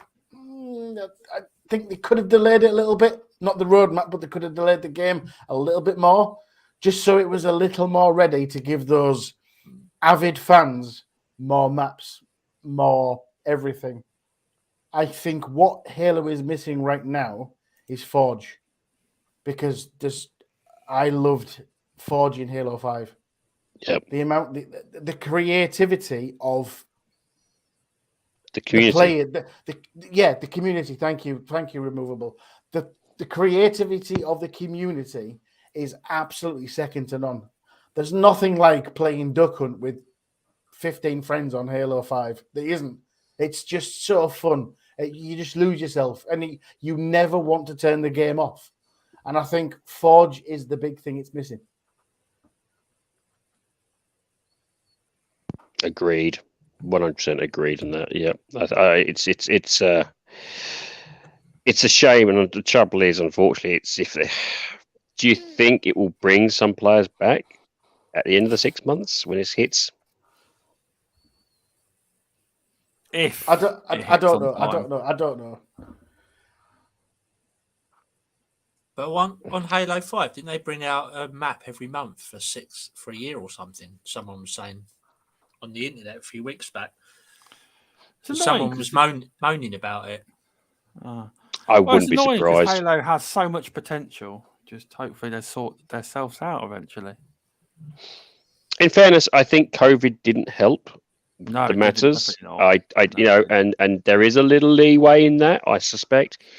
But as Animated said, they could have delayed it. They could have delayed it by 3 months, 6 months. Probably put something in. I think we would have moaned as gamers. We always would have moaned, regardless. But it this Christmas, we still would have played it. You know full well why that game got released, because it was hitting the 20th anniversary of Xbox, and it had no big game to release. That's why you got the multiplayer released beta.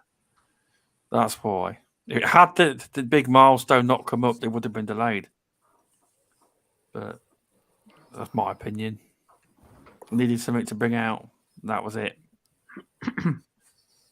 It was. VJ's got something to say. I know it. He has. I can see. He's got something to say. Hey? No, I've got nothing to say. I don't really. What's the topic? Halo. About Halo's Halo. Oh no, I don't discuss anything unless it's Gears. Good. I have taught you well.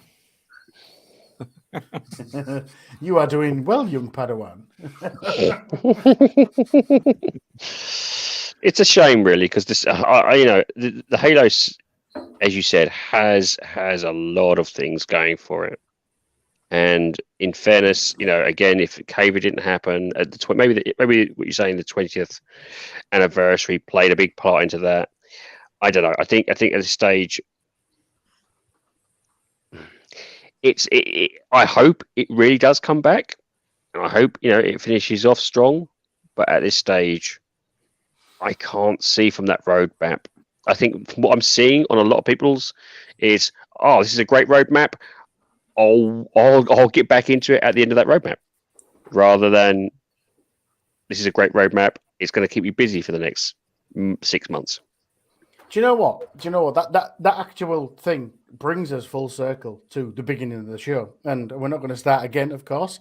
However, we did discuss whether Microsoft dropped the ball, blah, blah, blah, on studios, this, that, and the other. And I've seen over the last months and months and months that Microsoft should just say, look, 343, you're not getting any more Halo. Have they had their chance? Opinions, really, because there's a lot of people calling out saying 343 have been rubbish. Why would you give 343 Halo Infinite after Halo 5? Blah, blah, blah. What are your thoughts on that? That was going around on Twitter a couple of weeks ago. Should 343 get someone else, be booted out and someone else be handed the reins?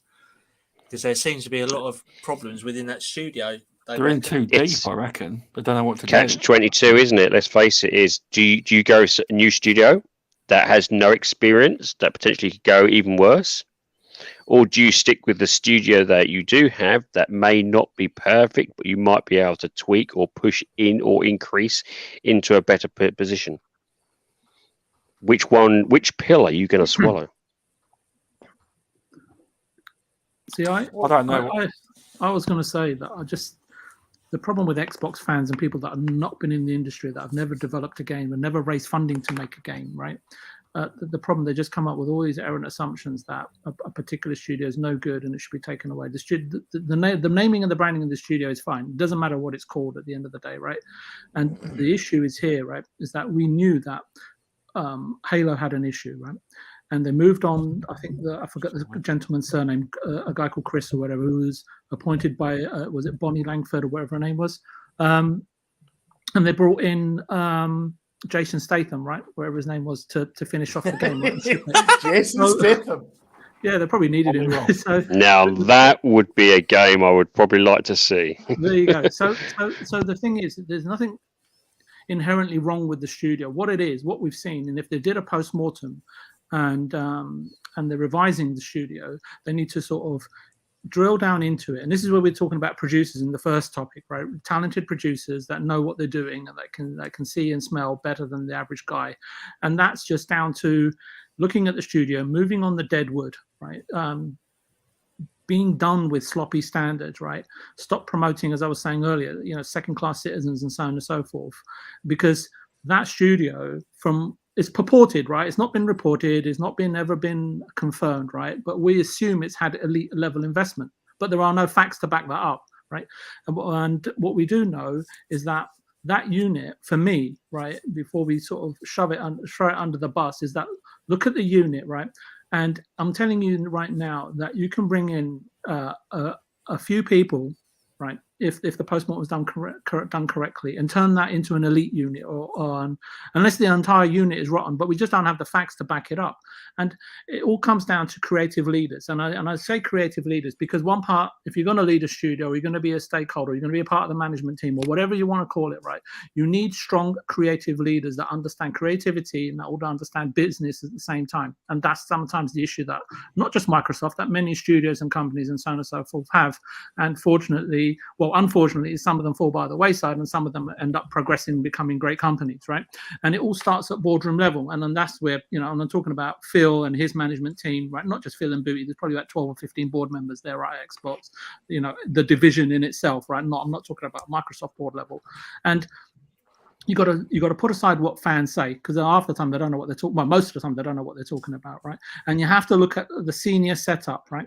And I think that the first topic in relation to look at Xbox, look at what they're doing, looking how they're trying to examining the situation in terms of where they've kept falling down, right, in terms of being able to produce content internally, and is there another way of doing that? Not a complete paradigm shift in terms of giving complete and utter freedom and not knowing what's going on until the game ships or comes out or is delivered from the studio after $100 million is spent, because that is fundamentally what happened, right? I can't believe that Halo was shown in the form that it was shown in that first reveal, and Phil didn't know what they were going to show in public, or unless they had a PR plan to say, look, we'll show something really, really terrible, and then we'll apologize. I will say something on that point, VJ, because before that trailer was shown, Phil did make some comments that were quite interesting. I don't know if you remember.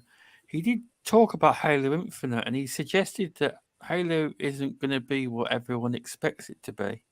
It was kind of strange the way he said it. But he never elaborated on it. We don't know what he was referring to, whether it was in terms of the type of product it was or in terms of the quality that was going to be unveiled 6 months after he said that at the Game Awards that it's going to ship as a launch title, right? So I think that fundamentally, right, I think it's just an errant assumption, right, on our part, right, that the studio is no good and this and that and so on and so forth. But I can tell you now that I've been in studios that look like that they're about to sort of keel over, but they can be repaired. They can become elite. Again, it all comes down to leadership roles within the company, being able to understand that, look, we have no issues with elite level investment. We all know that with Microsoft, right? I mean, they could fund 5 games at $500 million each over the next 10 years and not bat an eyelid, and whether any of them are successful or not, right? It's just a fallacy to believe otherwise, right? And that's their strength when it comes up competing with other players within the industry as self, or whatever it is, a $200 billion industry or whatever it is. So as I say, it all comes down to leadership, and it's got to, and let's be honest, right? It's not a studio that's on the other side of the world, right? It's a studio right on the doorstep, if not within the campus, right? As far as and someone can look up the address for Microsoft and 343, but I'm just saying it's a stone throw away. So I think that the time and money and effort that's gone in to actually build that studio in the first place, I just think fundamentally for me, it all comes down to leadership and pragmatic thinking in terms of turning that studio back into what it once was. Now, the issue is, as consumers, we want everything yesterday, and we want everything tomorrow, and we want everything in 3 to 6 months, and we want them to stick to the roadmap that they put out and for us to, sort of salivate over. But the issue, what we should be looking at is that, look, you know what, this thing is going to take time. And I think it could take 6 months. It can take up to a year, because that's how long it used to take me back in the day to actually gut a studio and then rebuild it once again. I hope they're listening. Well, they offered me a job, but you never know. You could be listening. But do you understand? There's a perspective of there's a perception, and there's the objectivity. Well, I'll say there was a lack of objectivity, right, from consumer standpoint, and what their interpretation of what's happening, what should happen, and why is this happening, and so on and so forth, right? Because the thing is, it's all self-interest at the end of the day, right? You're gonna place your desire based on the situation and in your desires and wants and so on and so forth. So, but to actually ship that game as they did on time for a change, right? And to varying degrees, some people liked it, some people didn't. I really enjoyed the single player. I don't really enjoy multiplayer that much for so many reasons, other than the fact that I'm totally rubbish at it.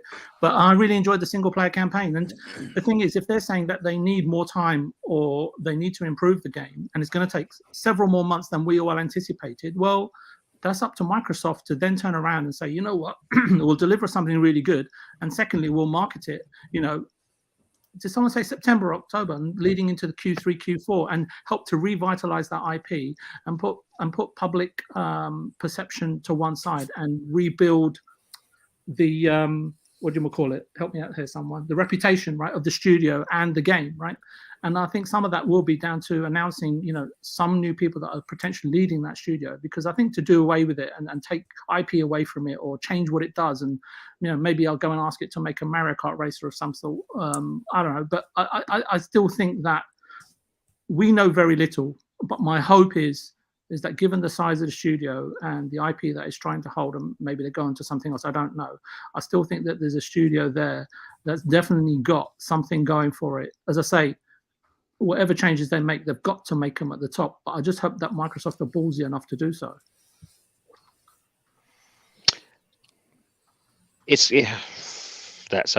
We don't know, do we?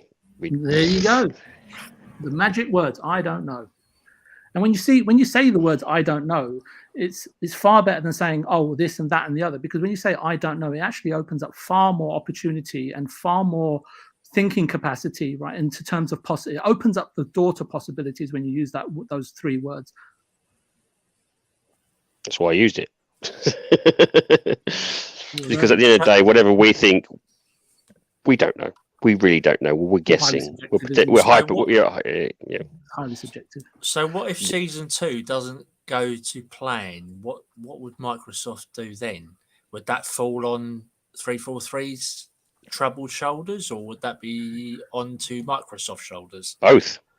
It would be a both situation. Yeah, both situation. As I said when we was talking about the program, I suspect, and if they feel that 343 isn't up to scratch or something horrendous is about to happen, that's when they'll probably delve deeper in terms of helping them out or doing stuff.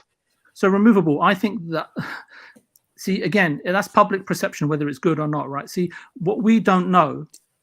Talking about Microsoft's perception, not public perception. Yeah. No, but public perception will be a thing, right, at the time when it launches, right, in terms of what they think or don't think, and critics and so on and so on. I mean, no one remembers critics, right? They're all parasites at the end of the day. The issue, the thing, what it will be, is that when they look at what they've delivered and what the feedback is, they will have to balance that together with whatever the cull has been, whatever the cleanup and polish and refocusing of the studio is, and where that is in time, right? Do you understand what I mean, right? So I mean, would they cull it at this stage? I don't think there is. I don't mean cull as in, sack 500 people or whatever. I'm just saying to a degree, right? There's a degree to the cull. There's a degree to the cleanup. There's a degree to the polishing up. There's a degree to what the leadership roles look like within those studios. And we were talking earlier, is that, look, these studios are doing really great and they're having their freedom and so on and so forth.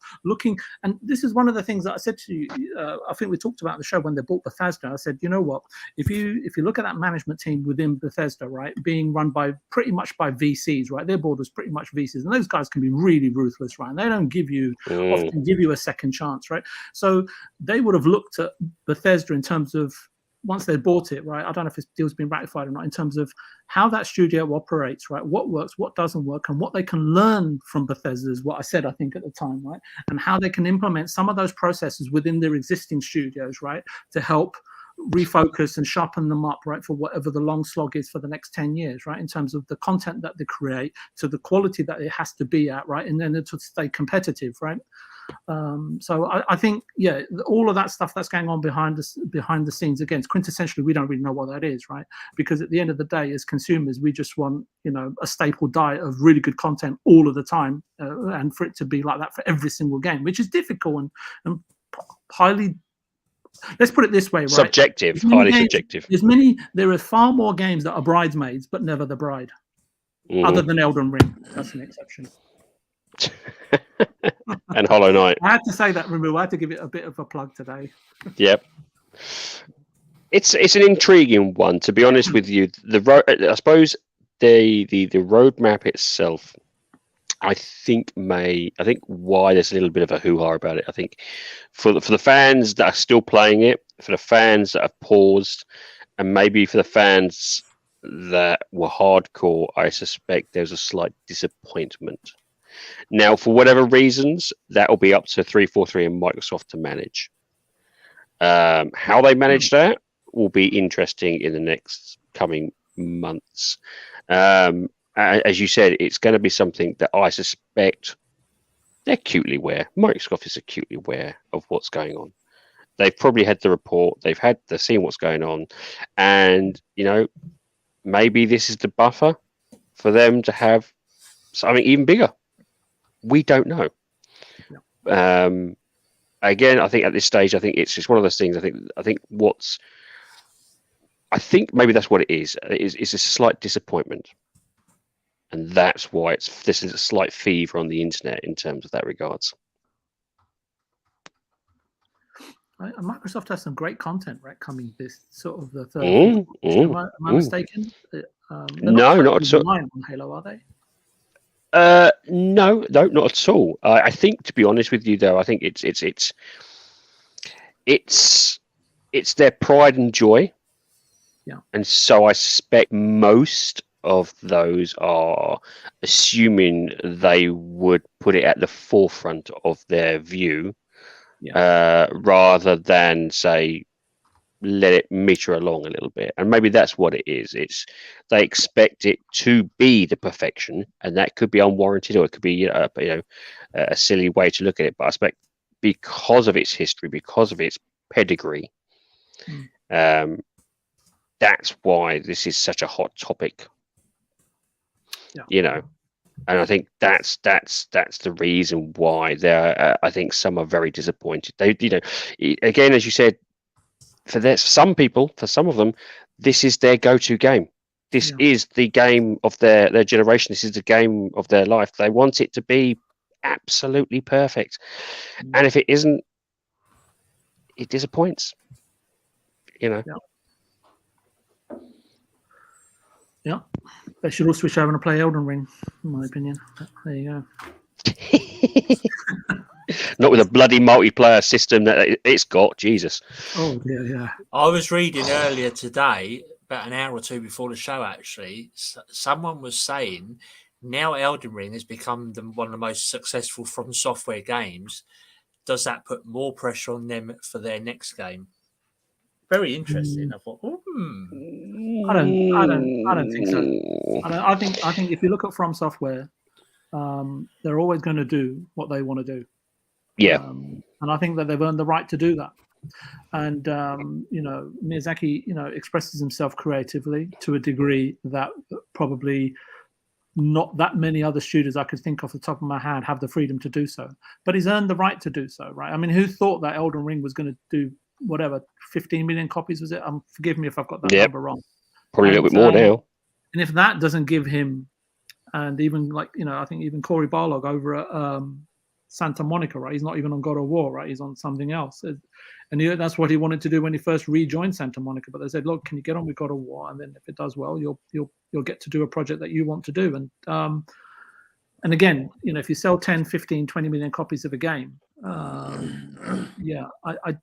don't think the pressure's on him. When I see Miyazaki-san and when I read his body language, he's very assured and knows exactly what he wants to do and what he wants to make. And pressure can be a good thing, right?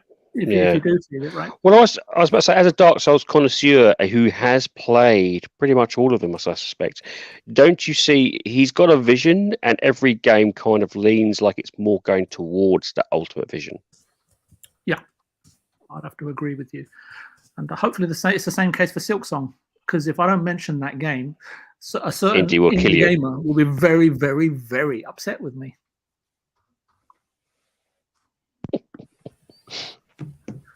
I've got to satiate Prince's appetite and thirst, unfortunately, is on your channel. Otherwise, it'll be a right pain in my bottle and glass. Well, you mentioned it now anyway. Sorry, Stubbs, I didn't mean to bring up Elden Ring again, but it's just an interesting little article I read a couple of hours before the show, that's all. I guess, Darren, the question for you, Darren, right, is that which studio isn't under pressure, or what creators aren't under pressure in such a competitive landscape? I think they're all under pressure, aren't they? It's a deadline, literally. Yeah. Problem is, we don't know what sort of deadlines 343 or Coalition or Playground's under. They could be under 3 to 4 months, right? You've got to get this game out. We want that in 3 to 4 months. Are they nearly done? Have they flies in the face of Stubbs' first topic? Oh, be careful. Yeah. I think every company goes through a deadline, didn't they? It's like my daughter. She had an interview today, a couple of days ago. It was for a finance company, and they work on deadlines. So she's already aware if she got the job, she'll be on the deadline. So, I mean, every company's going through it. Oh, without a doubt, yeah. There is stress isn't getting any less stressful. Oh, tell me about it. Yeah, I think what you can do at the end of the day as a consumer, well, I want to say what you can do is that you got two camps, right? If you like something and you love it, you support it, and if you're upset about something or you're miserable, you suppress it, right? And unfortunately, that's just the limitations of many people's minds at the end of the day. That's why we support animated. Who, me? Yeah, the most handsomest man on camera tonight. Yeah. Oh my God. The best looking guy on camera tonight. There we go. Yep. This is why I'm missing Cerebral Paul, because usually we're both on camera together. He takes the focus away from me, and it's there we go. He reminds me of an elderly Mel Gibson every time I see him. There we go. See, some comments I should just keep to myself, I think. Yeah, you can zoom on me if you want. I don't mind. It's fine. My confidence has been built up a little bit than it used to be. Yeah, I've started going on camera on Twitch a lot more now. I'm not usually one to be in front of a camera or anything, but I've started. I'm getting there. Yeah, as Yeah, we we saw discussed, your elbow was very you know pretty what, last you know night. what, I actually played with Darren on Twitch on his account and stuff, and it's like he was playing with his camera on his TV. He was miles away. All it was a blur and a shadow. And I say, dude, just get in front of the camera. Just come and say hello. Let people see how what you look like. Dude, honestly, the confidence will grow. It really will. Yeah. I'll get you there. I used to be so hate shy. the camera. I hate the camera. Removable Stubbs and probably VJ will tell you the first time I come on this show, I was a nervous wreck. I really was. Doing this after such a while. Oh, yeah. And I remember I won't say on air the name, but the introduction I got when Sushi goes, you have to see so-and-so. I'm not saying the name, but I'll it was Darren, a certain name. I can tell Darren after the fact, not on camera, okay? The name intrigued me that much. This man must come on because of his name. But yeah, it was... Because I think when you first came on, you were doing you had a load of shows to go on. You had a day off or two, and you were going on quite a few. Oh, do you know what? It was weird. It was really weird. That was the first ever week I did anything podcast wise, and I did exactly what Darren's done the last couple of weeks and stuff, and I got invited to absolutely everything, or at least quite a few, not as many as Darren, because he's just going to be a superstar, isn't he? Let's be fair. He is. Unfortunately, he's hiding behind a tiger. He's hiding behind a tiger face. So until he, but yeah, the confidence. I'm not. I've got something coming up this week. I'll mention it at the end, but. OnlyFans. You know what I jumped on. I basically got introduced to this kind of thing just by talking shit, and yeah, the confidence builds, brother. So when you go on Twitch and stuff, you will learn to engage with your channel and kind of thing, and you'll be fine. You'll just feel it just feels easy. It really does. And I'm sure Stubbs will tell you and Removable Sanity will tell you the first time Removable Sanity did a review, which are absolutely fantastic, by the way. They are always brilliant. I'm sure you go back. Cringeworthy. I'm sure you go back to your first one and you hate it because you think, absolutely, my God, it's terrible. And Stubbs' interviews that he does with the Stubbs cast. The early ones, I'm sure you think to yourself, my God, I was terrible. Yeah, I do. Confidence, Darren, comes with experience. And VJ just exuberates confidence. Don't you, VJ? It's fine. I think so. Sometimes. Maybe. I love that little voice. I think so. Brilliant. Oh, dear.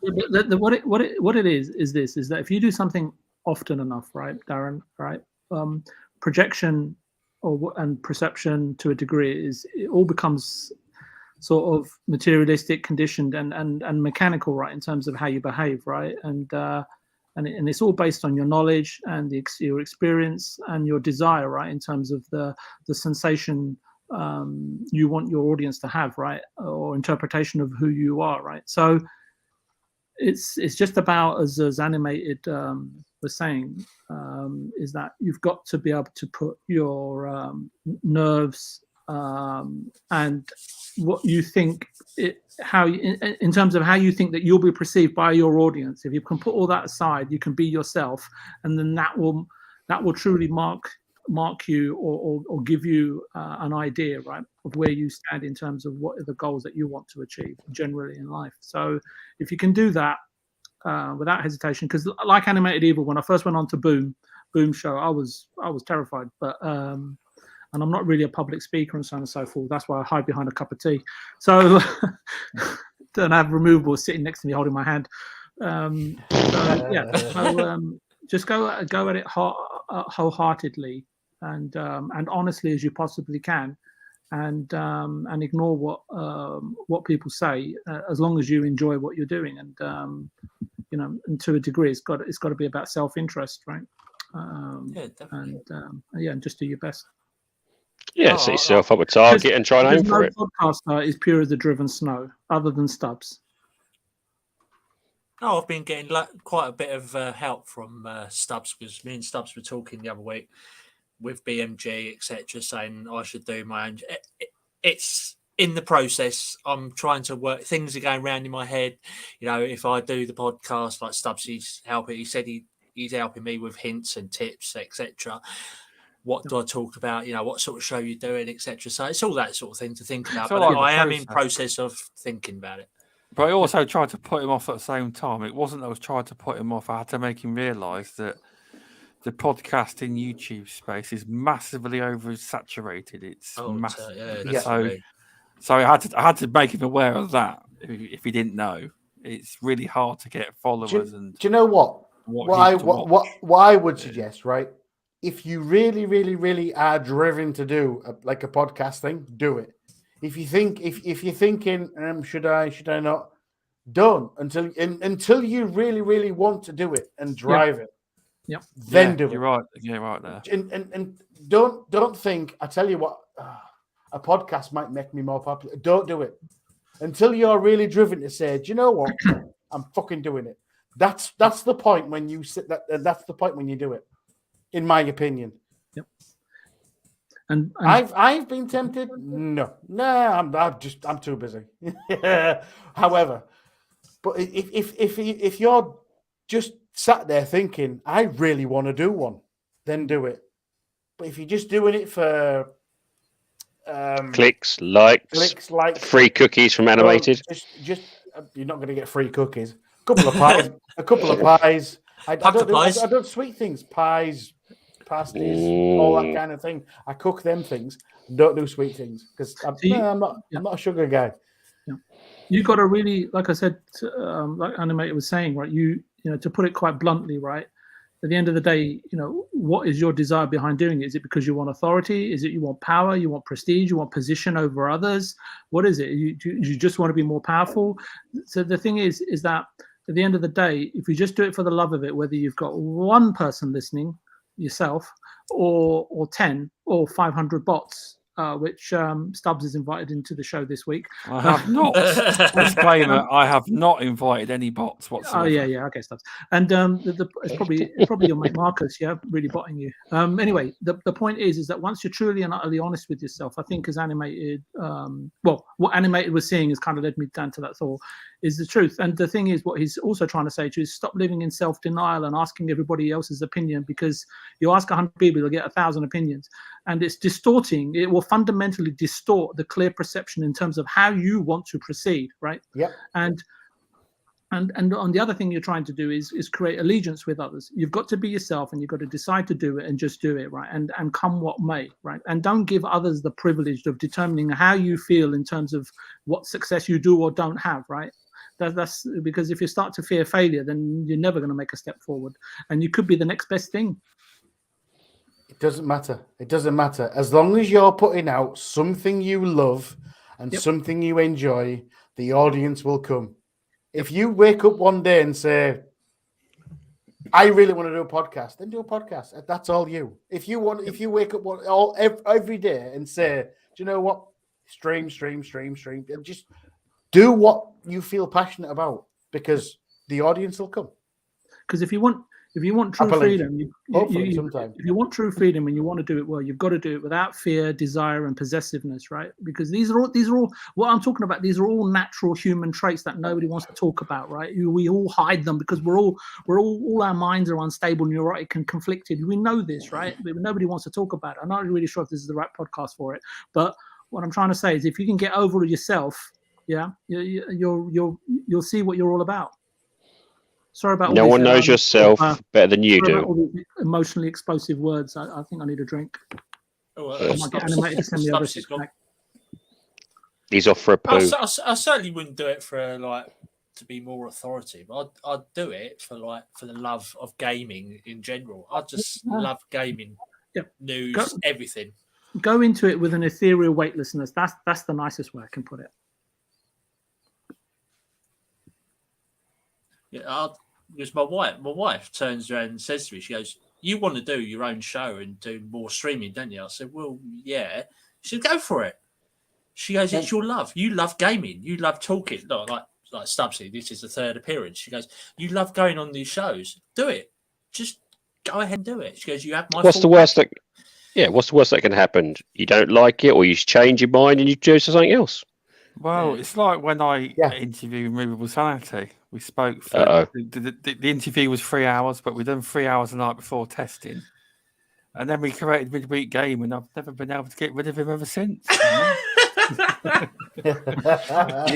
It's not my fault. You said you wanted someone to talk. Okay, there you go. You're awesome. You are.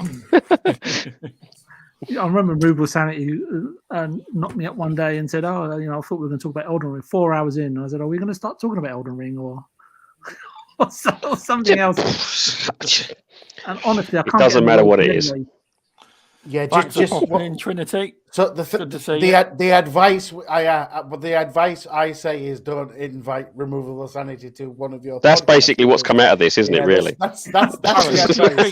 You notice that no worm to into this. Podcast. However, don't invite Removable because it's going to be going on for Anime, at least let's be 6 fair. hours. Anime, let's be fair. You should invite him on if you've got tonsillitis. Yeah, absolutely. Let him take over. I've done it before. That's probably, I think, was it the worst viewing ship? What's that? Are you on about when you hosted Midweek Gaming? Yeah. You did a good job, but it made you realise that it's not as. I had to learn to keep my mouth shut. That's why people wonder why I don't. Because some people, it's like that episode, people thought there was something wrong with me because I didn't really talk. And then the reason was I was letting you be the host. You see? Exactly. So I wasn't trying to. It's not as easy as everyone makes it out to be. Trust me. I wouldn't want to be a host. I wouldn't know what to say. Well, that's the thing. You pretty much say little. I have hosted twice, and both times I did okay. Not on this show. On other shows, I might add. Yet. Well, it's fine. It's all Darren, you got. That's a good ending topic. That is helping on podcasting. You got a hint of the Stubbscast there. You did from all different creators. And you know what? Let's say he's not a creator. But let's be honest, Darren. If you look into the chat, there is a lot of other podcast hosters in the chat. Rockin' Warrior, there's Wandering Bush, the Century.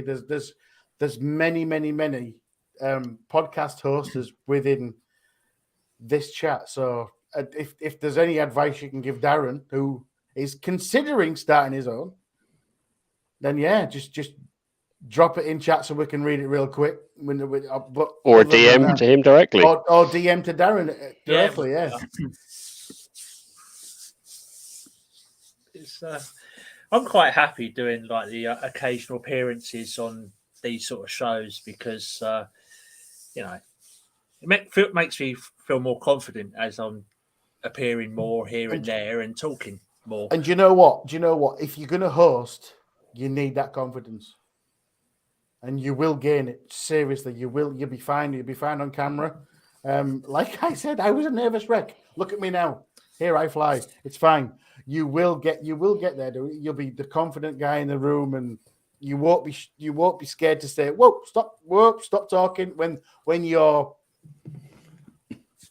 panels start arguing and stuff, because we do. We all have our brilliant opinions, right? We do. Stubbs lets us argue, unfortunately. I let them fight it out. He should come in and say knives at dawn. Stop. But I tell you what, the best one I see is Wilminghood when the GBT crew starts. Oh yeah, when they start, he's got that. He's got that music video that goes into their ears. Yes, they soon stop after that. See, sometimes when they start, he plays that rocking music video. That's it. Or he'll block it. It will take the screen off. He'll go, no. All the time. I have to ask. Do you watch Iron Lords, Darren? Not very often, no. Okay, so check out Iron Lords because Cognito is the ultimate host. Okay, when they start arguing, just check that out.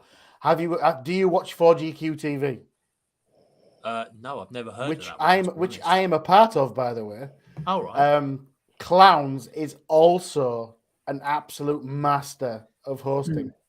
Yep. I would put Clowns and Cognito on par with their hosting abilities. From what I know, I'm sure there's better out there, but I don't watch. But those two, seriously, check those out for. Just watch how they hold their panel and stuff. Oh, yeah, right. Okay. Two very good channels too. And again, I'm gonna throw another one in there. Drew from Wandering Dutch from Midweek Mix-Up. He is an absolute awesome host. So yeah, those three I think are probably on par together of how good they do. I apologize if I've missed someone, but seriously, if you're going to host something, and I do apologize. You missed Cerebral Paul out. He's just had a go at you there. Yes, but no, but Cerebral Paul is not the host. But honestly, Cerebral Paul's also on 4GQ TV with me. You said, unfortunately, that's going to go down well. No, but what I'm saying is, Wandering Dutch, you are just a really, really, really good host in your area. Yeah, that's all I'm saying. I'm not worried about confidence back from the dead. Not at all. I've started gaining more confidence every stream I'm doing on Twitch now, and as I said, as I'm doing more shows, I'm getting. If you ever want to, like Lord Cognito, you want to watch the intros on the way he introduces guests. Oh, it's amazing. Also, do you know what? Defining Duke with Mr. Matty Plays on. You'll find it, and that's a very good show. Just him and Lord Cognito. That's a very good show too. That is. Why does it? Because of anime? Why does it just sound like that? We should get all the hosts in one room and do one podcast, just for Darren, and see what happens. You know, all hosts in one podcast together. Call it the hosts with the mosts. Who knows? But anyway, it's been an excellent chat, and it kind of looks like the ViewBot's gone. 25 maybe okay. It looks like the ViewBot's gone. Bye, ViewBot. Bye. Oh shit! Right. Do you know what? Do you know what? I'm happy with Laster because at 1 hour 25, you were like thinking, yeah, well, it's been a good show.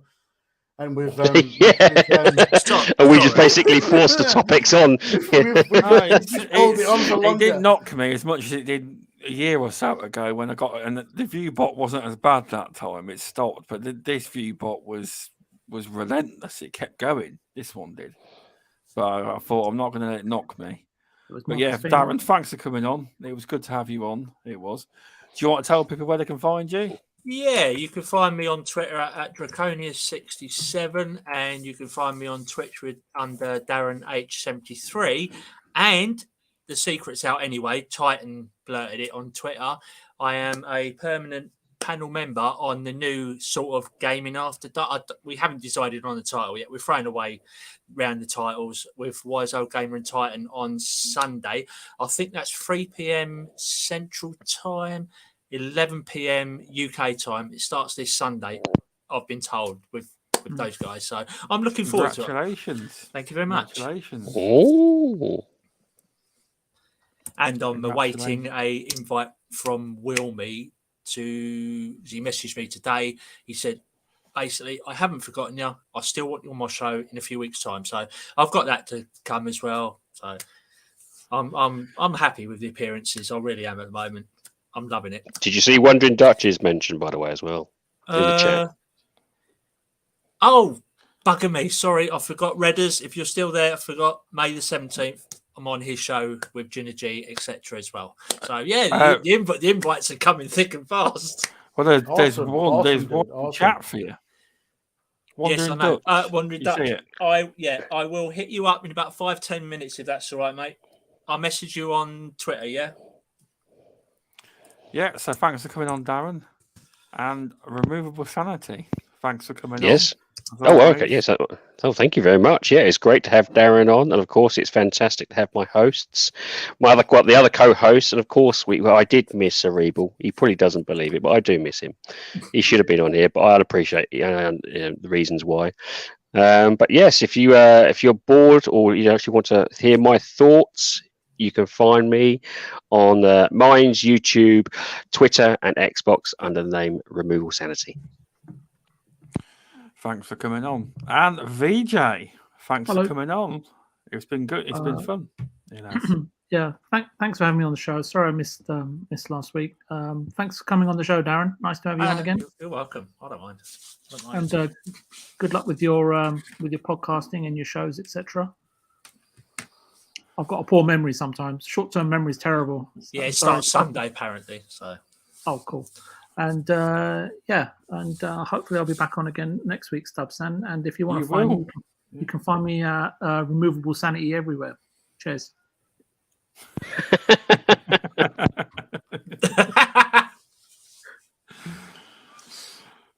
Thanks for coming on, Animated Evil.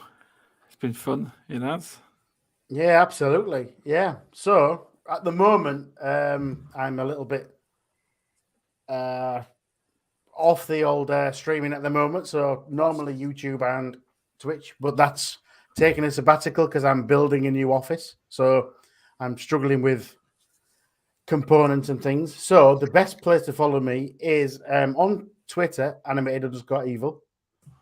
Or if you want to see me on the Xbox, Animated Evil 857, where you can find me on Community Game Night hosting with Mr. Tushy every Saturday, 9 p.m. Was it EST? Yeah, bad. UK time. And yeah, job done. Thanks for coming on, Animated Evil. Yeah. Also, when you're hosting, Darren, try not to leave such long pauses like I do. It's not intentional. This is what I do. He buggers off to go and grab a bowl of cornflakes. That's what it is, yeah. Yeah, it is. But thanks for coming on, everyone. I've got the Stubbscast returns this Friday at 10 p.m. British Summer Time, 5 p.m.